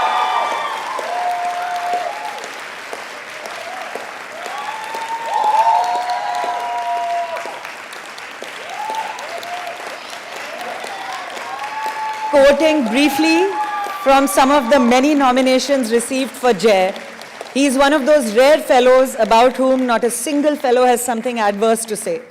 Apart from a good academic track record and delivering a fantastic ELM project, he has been at the forefront of every extracurricular activity. Apart from diligently attending classes and sessions, he's audited a host of undergraduate courses and done exceptionally well at that too. I have never come across Jay doing anything half-heartedly. Once he signs up for something, he is geared towards giving his 200% energy, heart and soul.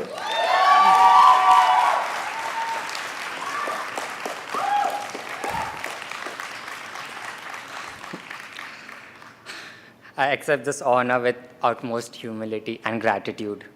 First, I'd like to thank my family for supporting me in this journey. To be nominated for this award by this immensely talented, hardworking, and kind bunch of people is beyond my comprehension. I was very excited at the start of the fellowship after following Urvashi Bhutalia, Madhvi Menon, Pratap Bhanu Mehta for years, and getting to learn from some of them was a dream come true. We were fortunate to have Dean Brar with us this year. And I remember her telling us during the orientation how diverse and enriching our fellowship experience was going to be. But more importantly, that for all the great things that program will have to offer, there will be times where we would have to study subjects we might not be interested in, where we would have to work in groups we might not want to work with. Despite this, to truly grasp the essence of the fellowship, she said that it is important to show up. That has been embedded in my mind. I followed it like my guru mantra, and undoubtedly it has been one of the most fulfilling experiences of my life. Thanks, Dean Brar. It has been humbling to be a beneficiary of the environment that this university provides, where so many people go out of their way to make sure that you are comfortable, that you get to excel. Right from Bhaias who run the shuttle service, security guards, and all other non-teaching staff who often went beyond their job roles to assist us. Thank you so much. I'm grateful for the professors who have inspired us to stand for what is just and the values that this institution has imbued in me. At this moment, standing here, I feel the responsibility to express my solidarity with the people of Palestine and Manipur. While the university does provide space for debate and discussion, I would still urge it to take a stance and demonstrate what an academic institution can do when there is violation of fundamental values of humanity. I feel privileged to be a part of this cohort that fills me with courage and hope in everything that they do to make this world a better place to live in. Thank you.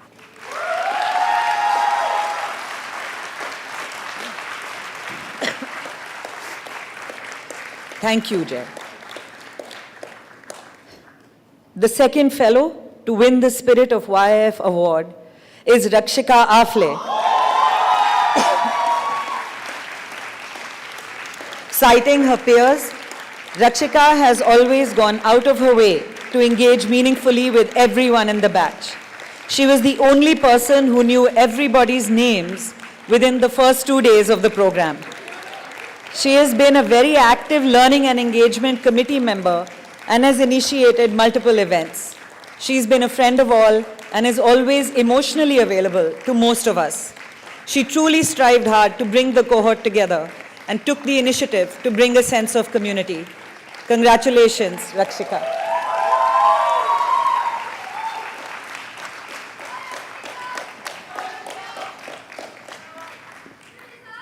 Oh, thank you. Thank you, everybody present here. I'm a bit nervous and overwhelmed. My parents are here. My brother is here. It's a very special moment for me, and I'm feeling like I'm a bit emotional because I've cared very deeply about this cohort, and I think a lot of people can testify that. And 5 years ago, when I first heard about the Young India Fellowship, I knew this was the place for me. And that was because it carried a promise of it carried the promise of a community.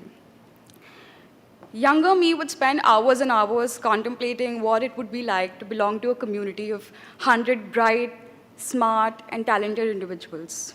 And one of them would be me. You see, community has always been at the core of the fellowship for me.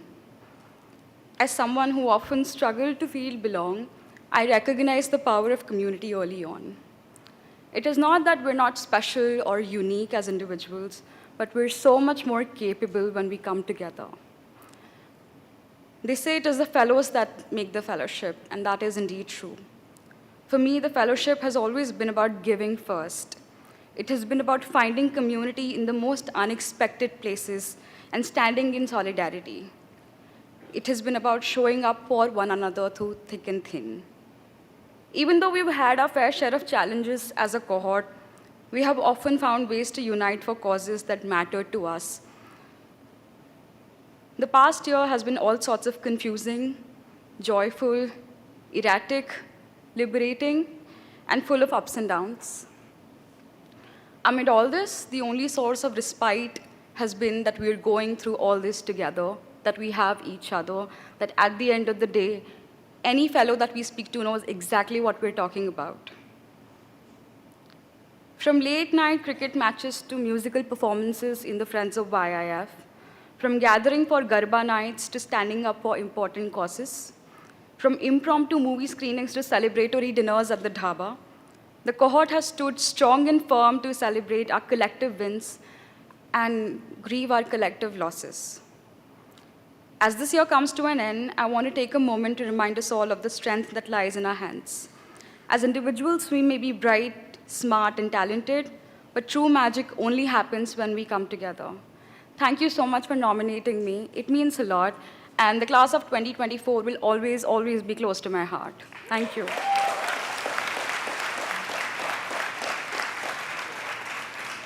Thank you, Rakshika. The next and final individual award is the torchbearer of the YIF. This award is given to the fellow who best embodies the spirit and ideals of the Young India Fellowship. Along with high academic achievements, they also display exceptional extracurricular abilities and concern for those around them. The torchbearer of the Young India Fellowship class of 2024 is Shanmukha Aditya Sistha.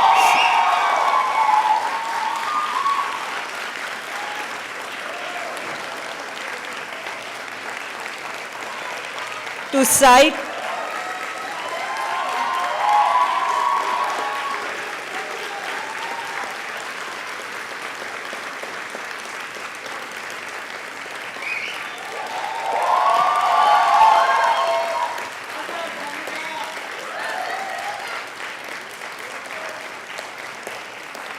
I think I may need to shorten all the citations, though his should have been the longest.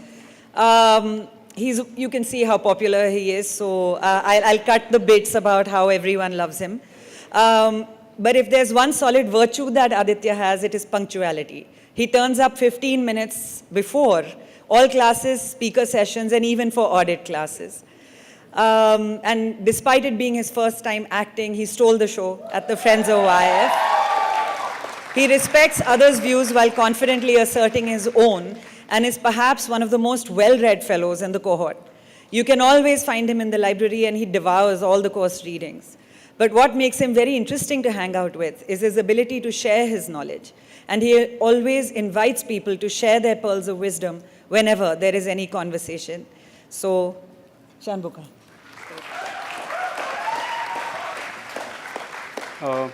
Thank you so much. Thank you, fellows. It feels weird because I'm actually glad that they don't have a photo here, because the YF program team has a photo of me that was taken in a Photoshop but actually looks Photoshopped. But like many things in life, I ended up at the YF by accident. And I think what happened later was something more than an accident, because it was what can I only call magic. In creating a shared space for fellows to come together, I think the YIF forged for me bonds that would otherwise have taken years to build. My gratitude actually begins from home. My parents are sitting there along with my niece, and they never questioned any of my life choices. Instead, they wholeheartedly supported my efforts and stood behind me like a rock, even in the toughest times. Their curiosity actually sometimes makes me feel that they could be great YIFs themselves. You might have to amend the age limits a little bit. Yeah. The YIF, I think, beautifully escapes any effort at generalization. From the composition of the cohort to the variation in the courses to the structures of assessment, no 2 days at the YIF are strictly similar, unless of course you're talking about Sundays, which we all mostly take to rest or hang out. The academic rigor at YIF is a matter of public knowledge, but one is actually awestruck by the dedication of the faculty and the teaching assistants in making sure that our learning is no way partial. It was this awe that drove me to sit in as many classes as possible, and I was never disappointed. At YIF, my initial interactions with the cohort remained limited to either small talk at the mess or large talk in the classrooms. Often, but it was over time by working, laughing, crying, and debating with the fellows outside the classroom that pried my reluctant heart open and my engagement ascended. More often than not, we are anxious about one question: what is the YIF? Well, I would venture to say that I have found an answer. The YIF is an experiment. It could go wrong just as it could go right. However, in an education system that divides disciplines rather than uniting them, the YIF gave me hope that a multidisciplinary set of subjects can coexist in a one-year program that accommodates people of diverse ages, academic backgrounds, and interests. The people at the YIF are the ones that make it. As my predecessors have acknowledged, the program team is the unsung spirit of YIF, honoring our requests even at odd hours.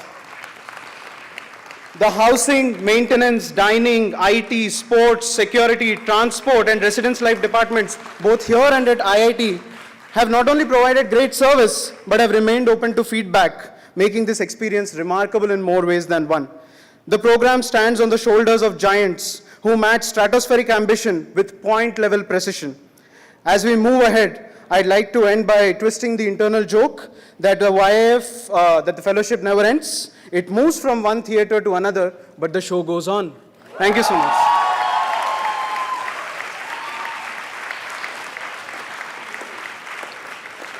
Thank you, Shanmugha.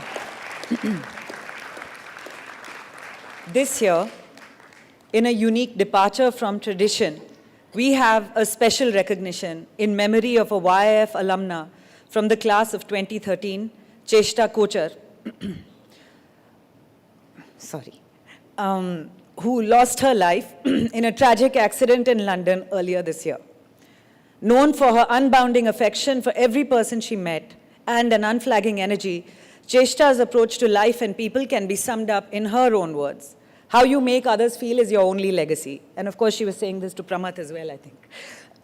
The Cheshta Kochar Memorial Honor is being given to a person who embodies the ideals of care, compassion, and community service. To receive this honor, I call upon a fellow who has displayed these qualities in full, Nitin Jain.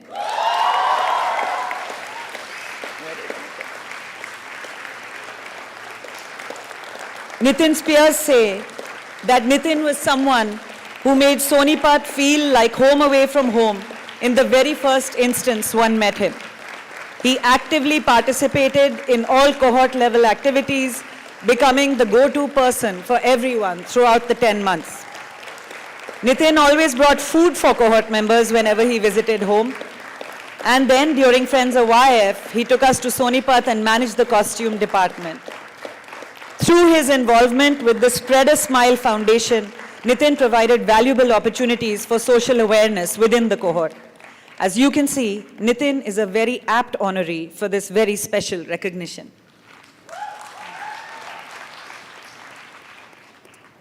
Now we move on to the team awards. The award for outstanding performance in the experiential learning module goes to 3 teams this year. In this category, nominations are sought from the teams themselves and are supported by their partner organizations and the supervising faculty member. As I call out their names in no particular order, I request them to come up to the stage. Please join me in congratulating the first team to win the Outstanding ELM Award, team number 7, which worked with the Kerala Development and Innovation Strategic Council. The team consists of Abu Bakr Siddiq PK, Durra Murad, Farah Sharif V, Ransan Kumar Khundrakpam, and Tashi Chodan. The team worked on the Community of Practice, which was a first-of-its-kind project for innovative governance. Their aim was to unite stakeholders to address Kerala's second-generational challenges by rethinking traditional investment-led development approaches and shifting towards innovation-led development. In their partner organizations' words, their excellent work showcases expertise and a profound commitment to driving positive change, addressing complex challenges of designing a first-of-its-kind system with multiple layers and multiple stakeholders.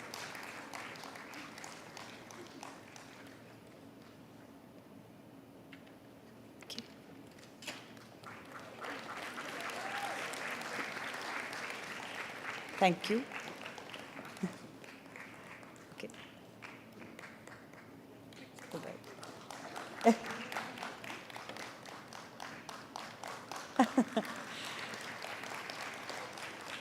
The second team to win this award is team number 18, Langlore, a self-designed project. I would like to congratulate the members Dikshika Ganesh, Isha Satish Shetty, Madhuja Zoshi, Mohammad Rayan and Zahanat. Langlore is a digital platform that aims to give every endangered language a new lease on life. It merges technology with tradition to create a digital sanctuary where endangered languages and cultures can flourish. They have started with the Tulu language and plan to expand to others. They now have 50+ paid platform users, 200+ newsletter subscribers, and viral reels with millions of views on Instagram. As the supervising faculty member said, this was a dream team.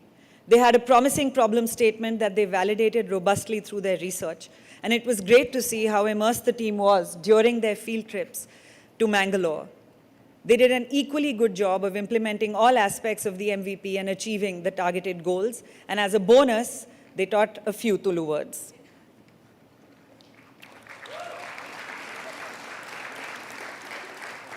The third team to win this award is Team 20 Abstract Room Community, another self-designed project. Please join me in congratulating Kusum Kumari, Rahul Uthale, and Sankalp Sharma.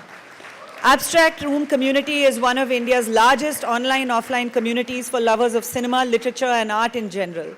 Their aim is to revolutionize the traditional educational system and develop a film consciousness among every youngster so that they watch better content and become better citizens.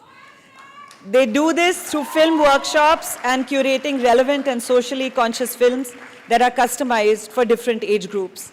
They have already conducted workshops in 9 low and high-income schools and colleges across Haryana and Uttarakhand, and received a collaboration proposal to work with over 10 premier schools in Madhya Pradesh, Uttarakhand, Delhi, and Assam.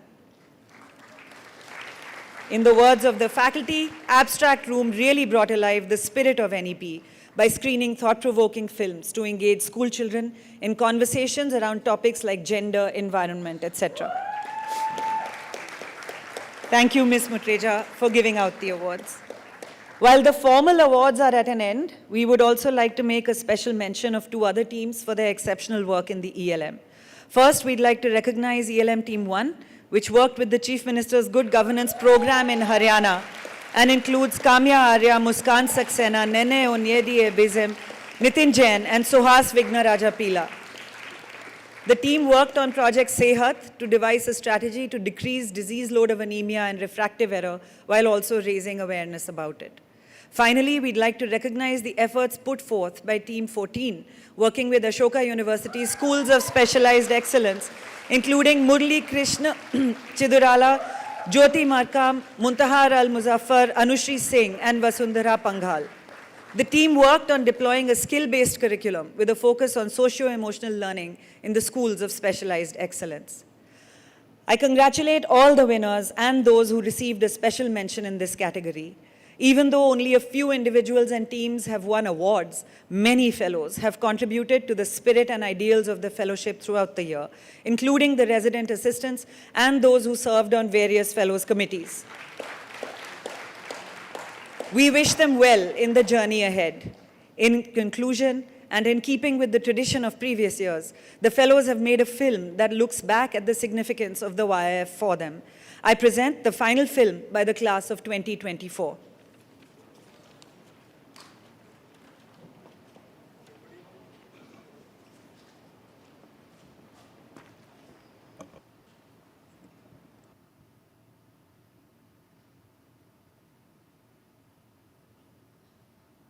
Put 3 fingers in the air. The sky's falling, the wind is calling, stand for something or die in the morning. Section 80, high power. How do you turn a radio on?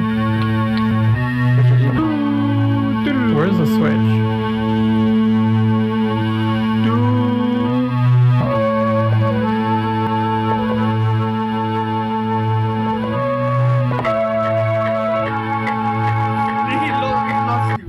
It's back.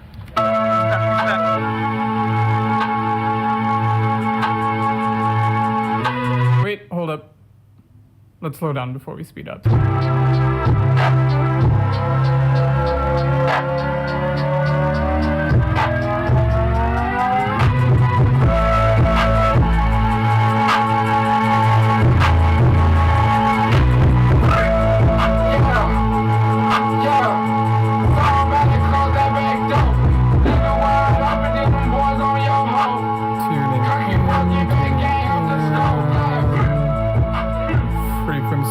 Adjustment. Oh, Radio YIF now streaming.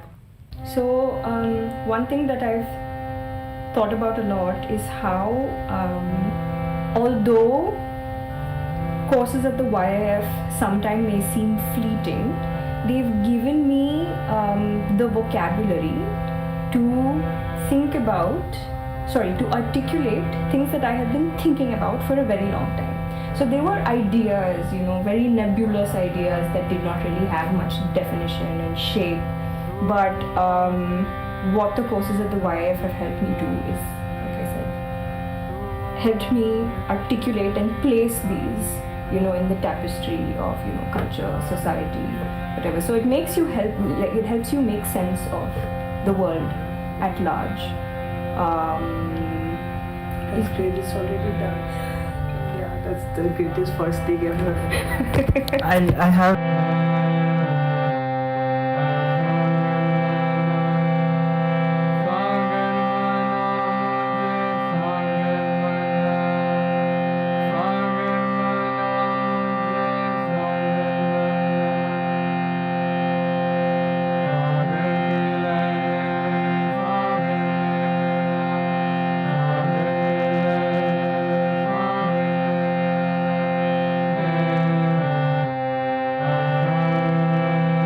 When folks ask what is the YIF, I often tend to compare it with the scene from Avengers, how Earth's mightiest superheroes assemble. It's kind of like that.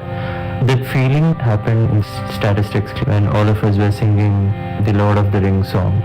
The same happened during the Friends of YIF. It has been this feeling every time when we all work on a group project. All superheroes of different professional or academic backgrounds come together to work on something creative. The end result is oftentimes quite exciting. That experience has been priceless. Doesn't this radio station also do poetry? हम आए दूर दूर से एक हुए रू से क्या है ये YIF क्यों है ये YIF Why YIF Glad YIF artist engineer lawyer doctor अनेक प्रोफेशंस सब एक साथ आवाज बुलंद सोच नहीं मंजिल वही क्या है ये YIF क्यों है ये YIF Why YIF Glad YIF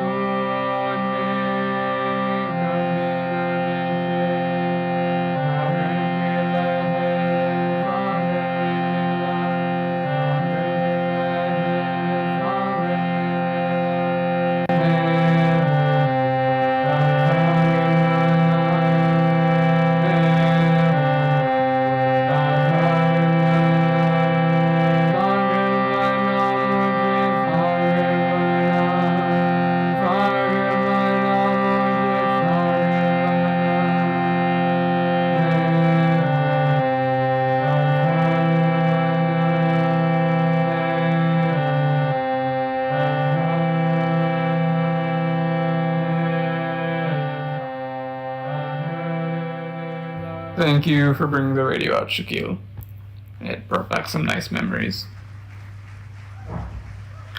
Can you tell them to hold the shuttle? Where are you pointing this out? The stars they told us to reach for.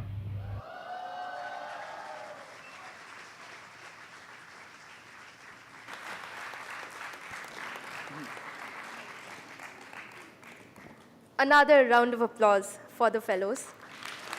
Thank you for sharing that engaging film with us and for giving us a glimpse into your wonderful YIF journey. I would now like to invite the Pro Vice Chancellor, Ms. Rama Malik, to deliver the vote of thanks.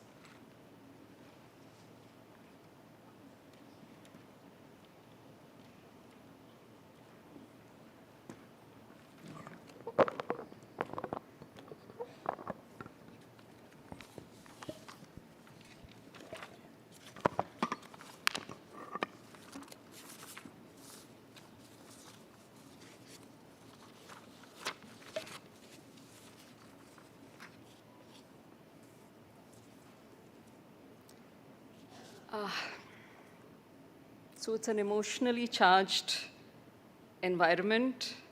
क्यों YIF, क्या YIF, समझ गए हम YIF, समझेंगे हम YIF. With some of these starting words, I'd like to actually express gratitude. It's the time for gratitude, where we thank everyone and everything in the environment for the people who've impacted our lives. And I'd like to start by thanking dear Poonam Mutreja. Thank you for the, thank you for taking the time out to be present at the convocation of the Young India Fellowship Class of 2024.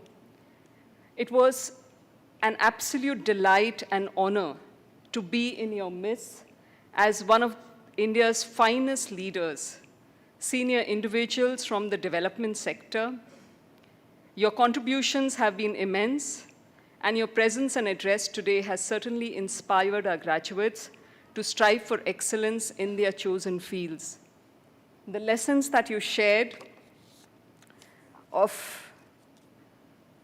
and I've just made note of some of them because it really was truly inspiring of how to think versus what to think. The lessons of traveling across India in the third-class compartments, listening to people, learning from people, the lessons of inequality of communities when you travel in a third-class compartment, possibly not even having a place to sit. The power of cooperatives, working with rural women to regain space in the economic space stream, the power of listening from the leather workers, with whom you work with, so this was an amazing lesson. Don't go with solutions without understanding their problems. Inclusivity, the innovative methods of the craft bazaar, investing in individuals, supporting each other, fostering a sense of community. Building institutions where you bring transparency, empowering others, leading by examples, focusing on talent, मैं कुछ भी कर सकती हूँ, right? Looking at there's better talent than me around and learning from that, letting empathy guide your actions, the ability to connect with others will make you compassionate leaders.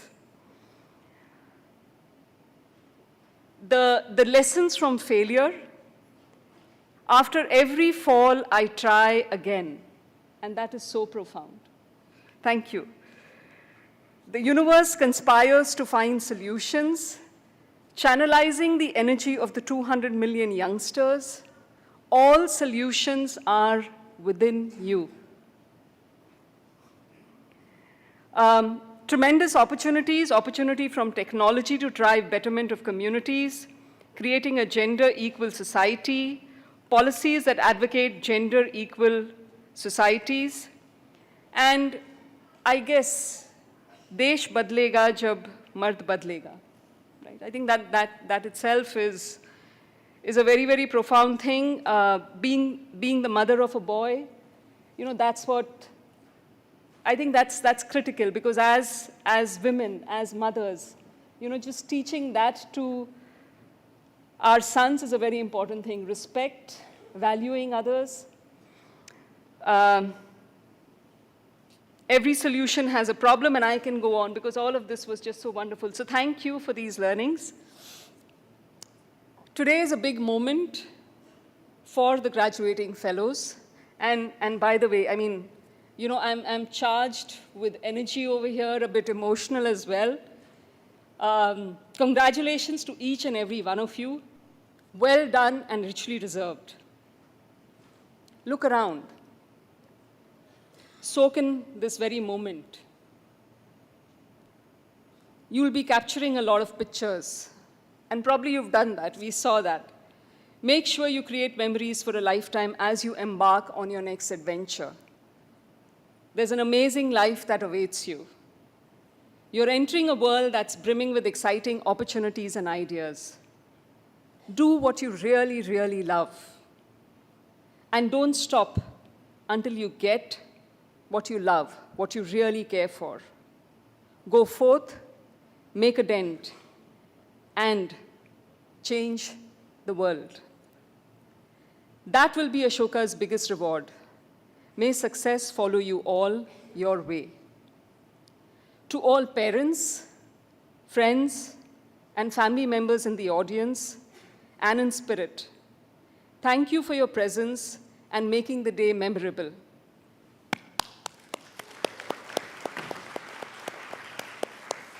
We hope what you have learned of their experiences have reinforced your convictions in your university.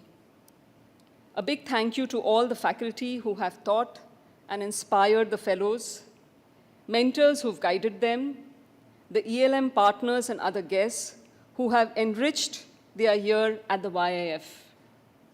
Their journeys would not have been possible without your presence and contribution. And Ashoka would not be what it is without your contribution. The university is thankful for the cooperation extended by the Registrar's Office, starting with admissions all the way to the convocation and beyond. We also thank the development and the financial aid offices for their commitment to make education accessible to all our students. A thank you to our parents' office, alumni office, external engagements, and the PR and communications team for carrying the message and mission of Ashoka across the world. We are grateful to the Office of Global Education, Summer and Strategic Programs for giving our students international exposure through institutional partnerships, exchange programs. We're also grateful to the Office of Academic Affairs for administering the MLS program for our fellows. The Career Development Office deserves our heartfelt appreciation for helping several fellows take important steps towards their professional goals. We also express our gratitude to all the IT staff for their efforts in ensuring that students are able to pursue their academics with ease. I also thank all the centers of excellence at Ashoka, particularly the Center for Entrepreneurship and Center for Wellbeing, for collaborating with YIF and giving fellows an opportunity to access cross-listed courses. The university once again would like to extend its gratitude to the Center for Wellbeing and Office of Learning Support for creating safe spaces for our students. This is a moment to appreciate the contributions of the Office of Student Affairs, who are a crucial part of every student's life at Ashoka, be it in their extracurricular interests or residential experiences, with a special mention to the sports team for promoting a vibrant campus life. We're also thankful to the Offices of Strategic Initiatives, the HR team, and the finance team for everything they do. The university is truly grateful to the operations team, which includes the infirmary, housekeeping, maintenance, dining, security, transport, laundry, and horticulture departments for ensuring a hassle-free, safe campus experience for all our students. I would like to specifically acknowledge the entire support staff at Ashoka who support us in practical ways behind the scenes. They are known as our bhaiyas and didis. We owe them our heartfelt gratitude.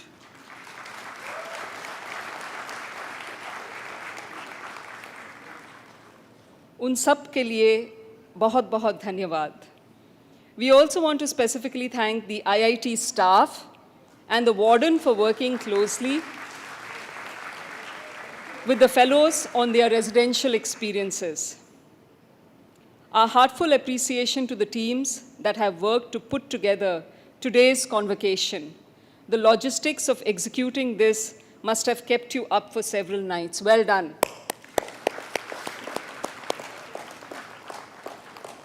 To the graduating fellows, I had multiple chances to engage and learn from you over these past few months.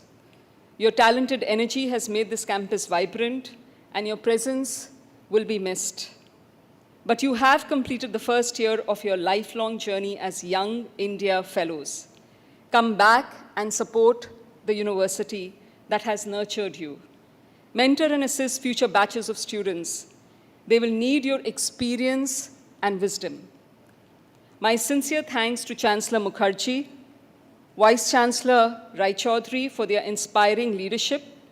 You stimulate all of us to give our best.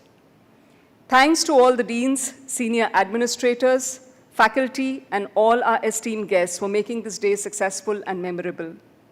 We are ever grateful to all our board of trustees, founders, and donors. Thank you for being our rock. Your support and encouragement means more to us than you'll ever know. Finally, a big round of applause to Dean Aniha Brar and Director Karan Bhola.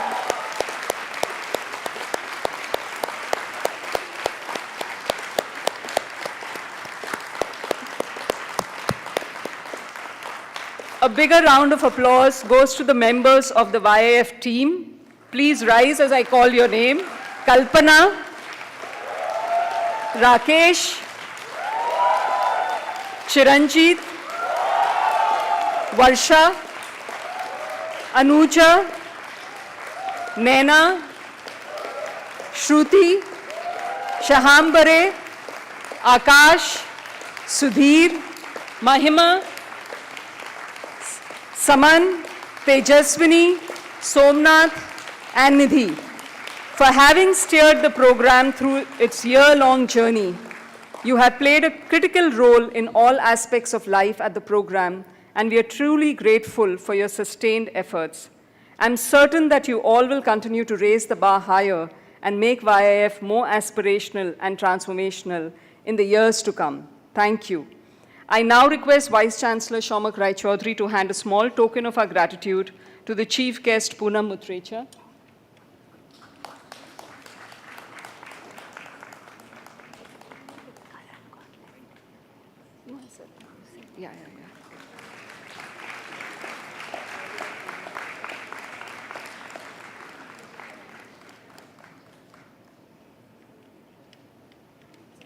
Thank you, Shamak.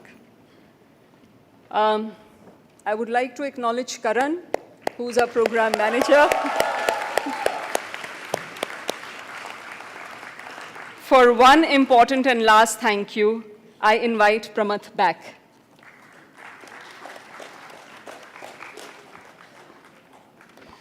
This is a bit of a departure from our normal event, but it's an important acknowledgement and a celebration of somebody who's been with us right through the duration of the Young India Fellowship Program.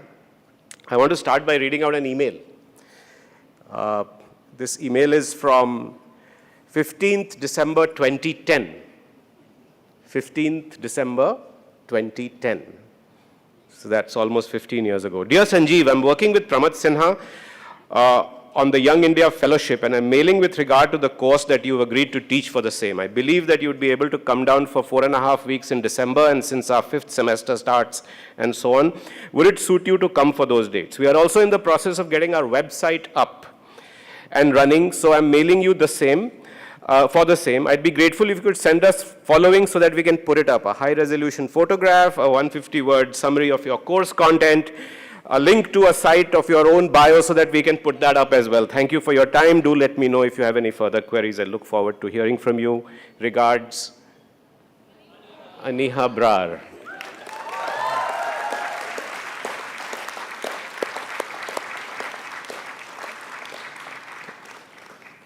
So, I wish I hadn't signed up to do this because I'm also a bit emotional. But it is almost 15 years ago now that Aniha was first drafted to put this program together.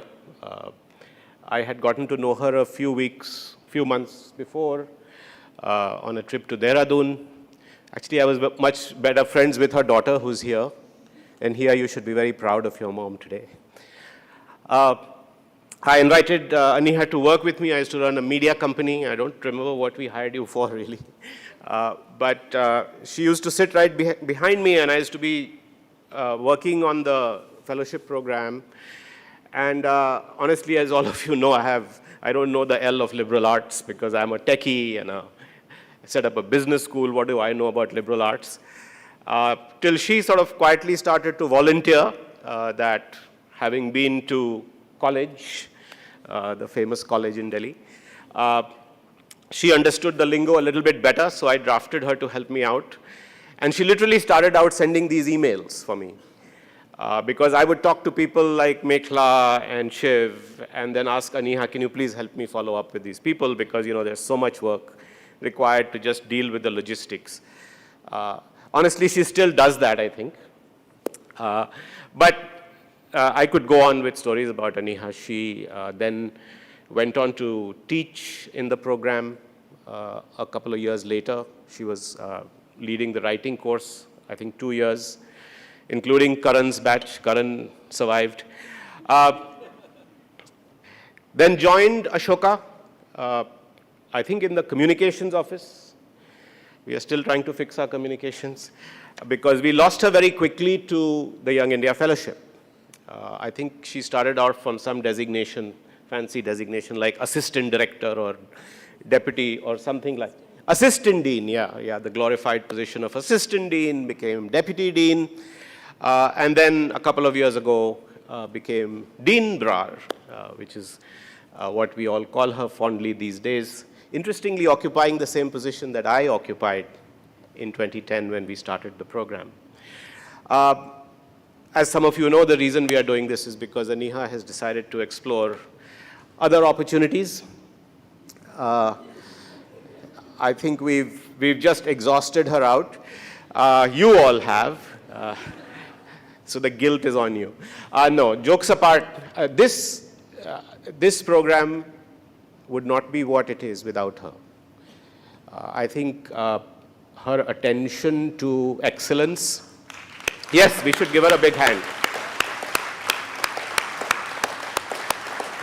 One of the things you'll see on our logos also is 10 years of excellence. And at the end of the day, we are trying to build India's finest university. And to do that, you need to be excellent. You need to aspire to true excellence. And I think she's one of those people who really embodies that, who lives that every day. In fact, sometimes she drives us nuts because she's so particular. She has the attention to detail. She's one of the few people who easily says no to me, diplomatically sometimes, directly sometimes, but I know that it's because she really cares about making sure that the bar is not just held high, but it keeps going higher and higher every year. I think the other thing about Aniha is that she's so focused on you fellows, on the students. Some of you may know she comes from a long lineage of teachers, her grandmother, her mother, and I just see how she's always arguing on behalf of the fellows. It's almost irritatingly so sometimes, right? And so the student focus and the student centricity that she really brings, everybody talks about student centricity, but she really, really brings that to the fore, and it'll be a big loss for somebody like her at the university. More recently, she got a second role in her dean's hat as the dean of the Vice Chancellor's office, and she's been working very closely with Professor Roy Chaudhary as he transitioned into Ashoka. And when we were looking to bring him, we thought that there couldn't be a better person than Aniha to help induct him into Ashoka. And that's why we created this office and put her in charge. And I think Shaumak would join me in saying that it will be a real loss to us to see her move on. I do want to say thank you, Aniha, for everything you've done. I hope that for you too, the fellowship will never end. It will just move to another theater, another show, and that you will remain associated with us. And last but not least, Aniha, thank you for your friendship. For me personally, you have been a wonderful, wonderful friend. And thank you so much, and all the best to you. Thank you. Aniha, please say a few words.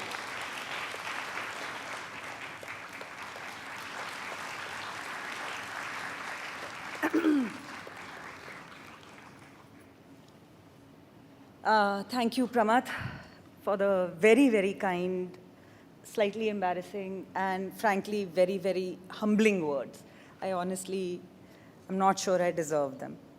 I'm also apologetic to everybody here. I'm sure with the proceedings at an end, you must be looking forward to the high tea, and now I'm back.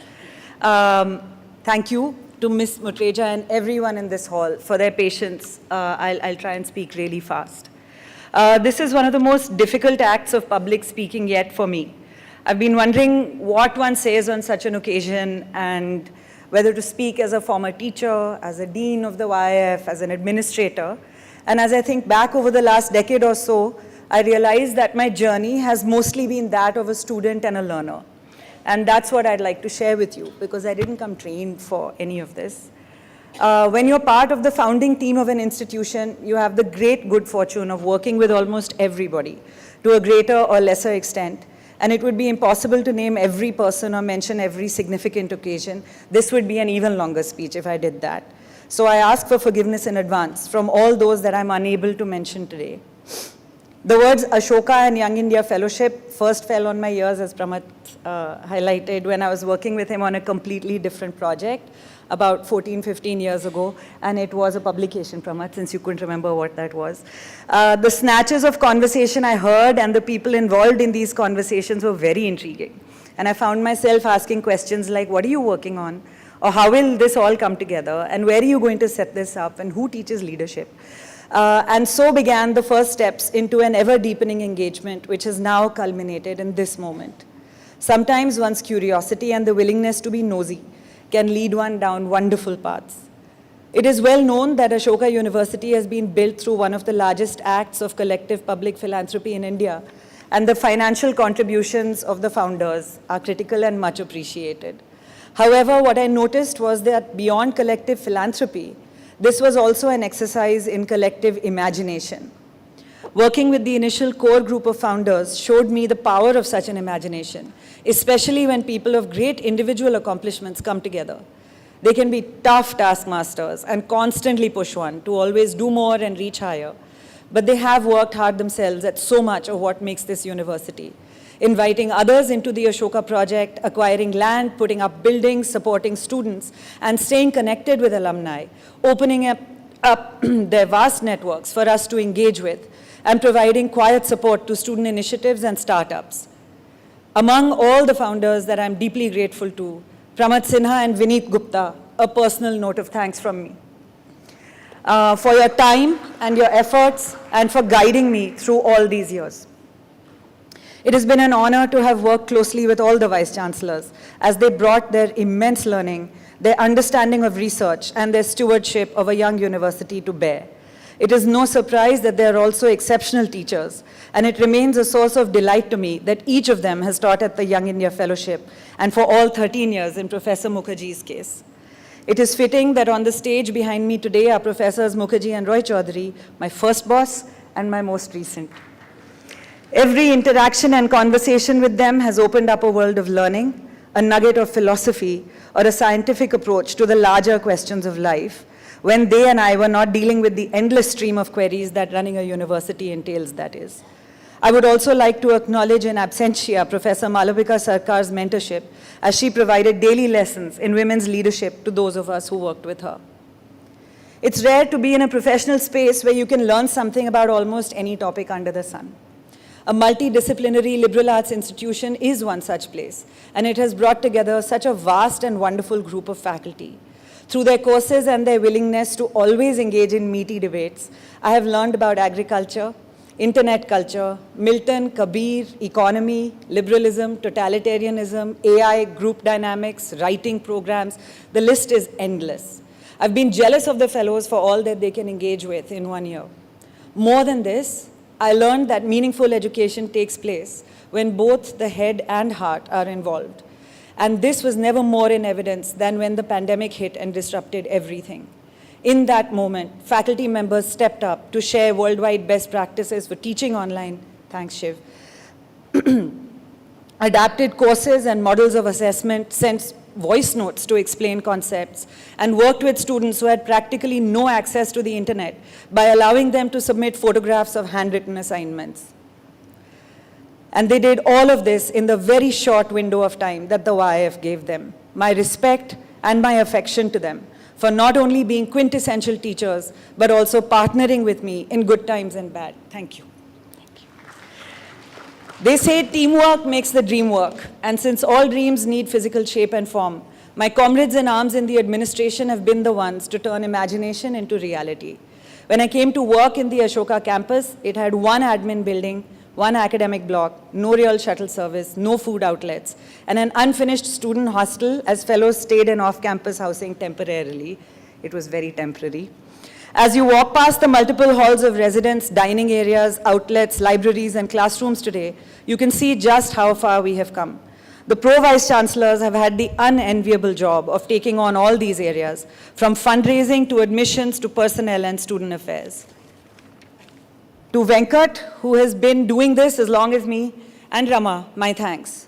So too to the registrar for handling all the records, compliances, legalities, and the vast amount of official work that a university entails. My colleagues in the teams from outreach to admissions, student affairs, communications to IT, projects to finance, libraries to sports blocks. You've all worked tirelessly to bring together spaces, people, systems, and policies. I'm also grateful to those who trained us in areas such as mental health, disabilities, and access. These are the people with whom I have shared worries, argued vehemently, sat through endless meetings, and worked to create meaning out of chaos. Often, the best administrative work is the most invisible because it means things are running well. To my colleagues in these teams, I will just say, your work has never been invisible to me. Any idea or effort is only as good as the people who believe in it with you and put their combined energies behind it. To the YIF program team, past and present, all I can say is that you have been the wind in my sails. Sorry about this. And the ballast when the seas were choppy. I've only been able to sail this ship because of your dedication, energy, sincerity, and affection. We have worked out of borrowed campuses, cramped spaces, multiple offices, and strange times online, and have continued to move forward because we have done so together. All of you have punched above your weight and delivered beyond your years, and within the university provided a sense of belonging to each other and to me. You've made yourselves available to faculty and fellows even when you were struggling, and done so with a sense of fun and camaraderie. I do not really believe I am passing the baton to Karan and to the team or to Palak in the VC's office. They've already been carrying it through this journey, and I'm sure will only run further and faster in the days ahead. And last but never least, the fellows, and I'm counting the alumni here. The Dean's report earlier would have given everyone an idea of the accomplishments, talent, and intellect that the fellows bring to the table. So I want to focus instead on the true breadth of learning and joy that they have brought into my world. From the first cohort I taught in 2013, who I both blame and thank for making me believe that this would be a great way to spend the next phase of my career, to those sitting in front of me today, I have been blessed to see thousands of you graduate. In my conversations with you, I have learned more about new areas such as drones, space research, farming in Bihar, waste management in Aurangabad, roaming libraries in Asawarpur, and youth leadership in Punjab.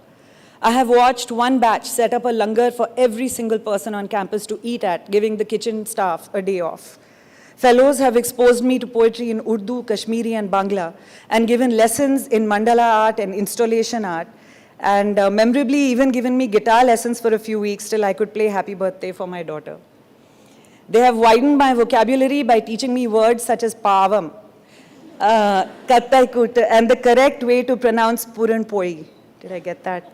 I have also learned about daily acts of bravery as fellows overcame serious physical and mental health challenges like multiple sclerosis and schizophrenia to still attend class and immerse themselves in the program and graduate successfully. They built communities and checked in on each other through the pandemic years, even though they only had a few weeks together on campus. An academic institution can be an intellectual project, and at its best, perhaps even a nation-building project. But for me, it is fundamentally a human project, and I thank you for adding moments of beauty and joy to my days. My happiest moments on campus have been walking past the murals you have painted, watching your performances, and very recently, watching cricket together. On one memorable occasion, I even received, and this is a different year, an invite to the men's residence hall for a discussion and to see some wall art, and I don't think it ever looked as clean or smelled as pure as on the day I was to visit. My office has been made a warmer place with your sketches and scrolls, little notes, and sometimes a cupcake left on the table for me, and my heart is also similarly warmed. Today, as I move on from this role and look back at where I started, I'm not sure if I'm a better version of myself. That is for others to judge. But thanks to everyone here, I am certainly a more enriched and educated version. When you review the transcript of my work, you may see the odd F or D grade, but I hope I have earned enough credits to graduate with your best wishes and affection. For the first time, I even have family in the hall to attend this ceremony. It will always be an honor to be an alumna of the YIF class of 2024. Thank you.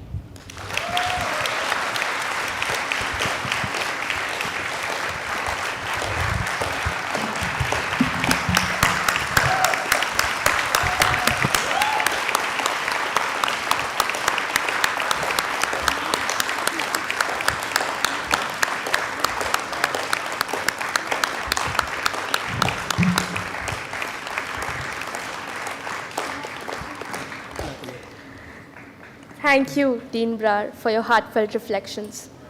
Your leadership, dedication, and vision have profoundly shaped the YIF and touched countless lives. We are filled with gratitude, respect, and pride for the legacy you leave behind. Let's give another shorter round of applause or a bigger round of applause to Dean Brar.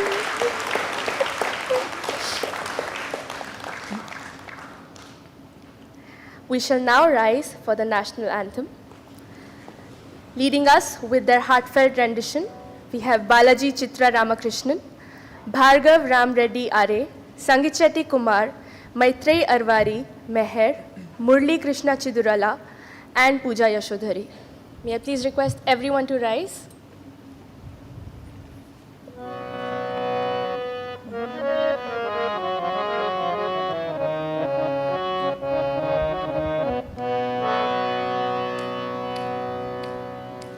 जनगण मन अधिनायक जय हे भारत भाग्य विधाता पंजाब सिंधु गुजरात मराठा द्राविड उत्कल बंगा विंध्य हिमाचल यमुना गंगा उच्चल जलधि तरंगा तव शुभ नामे जागे तव शुभ आशीष मागे गाहे तव जय गाता जनगण मंगलदायक जय हे भारत भाग्य विधाता जय हे जय हे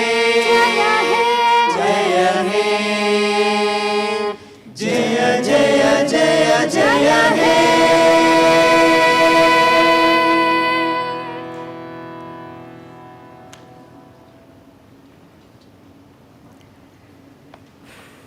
I now call upon the Chancellor, Professor Rudrangshu Mukherjee, to close out the formal proceedings for the day.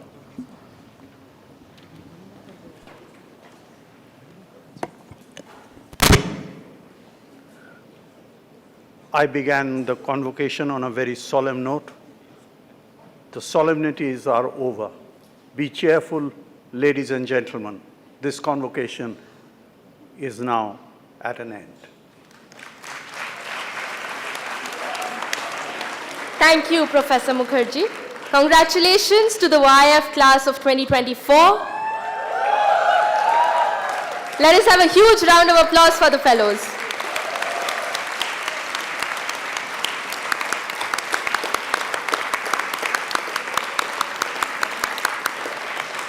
I request the guests to remain seated as the academic procession exits the hall.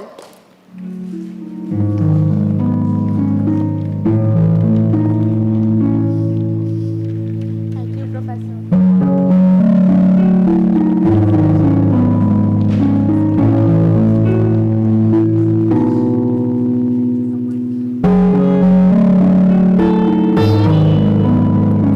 We hope you've had a pleasant afternoon, and we thank you for your presence on this important occasion. I kindly ask for your attention for a few quick announcements. Fellows are requested to collect their scrolls from AC04-008 between 6:30 to 7:30 p.m. You will find photo booths outside the hall and at the high tea venue. Last, but certainly not the least, we would like to invite you to join us over high tea. For guests seated at the back, please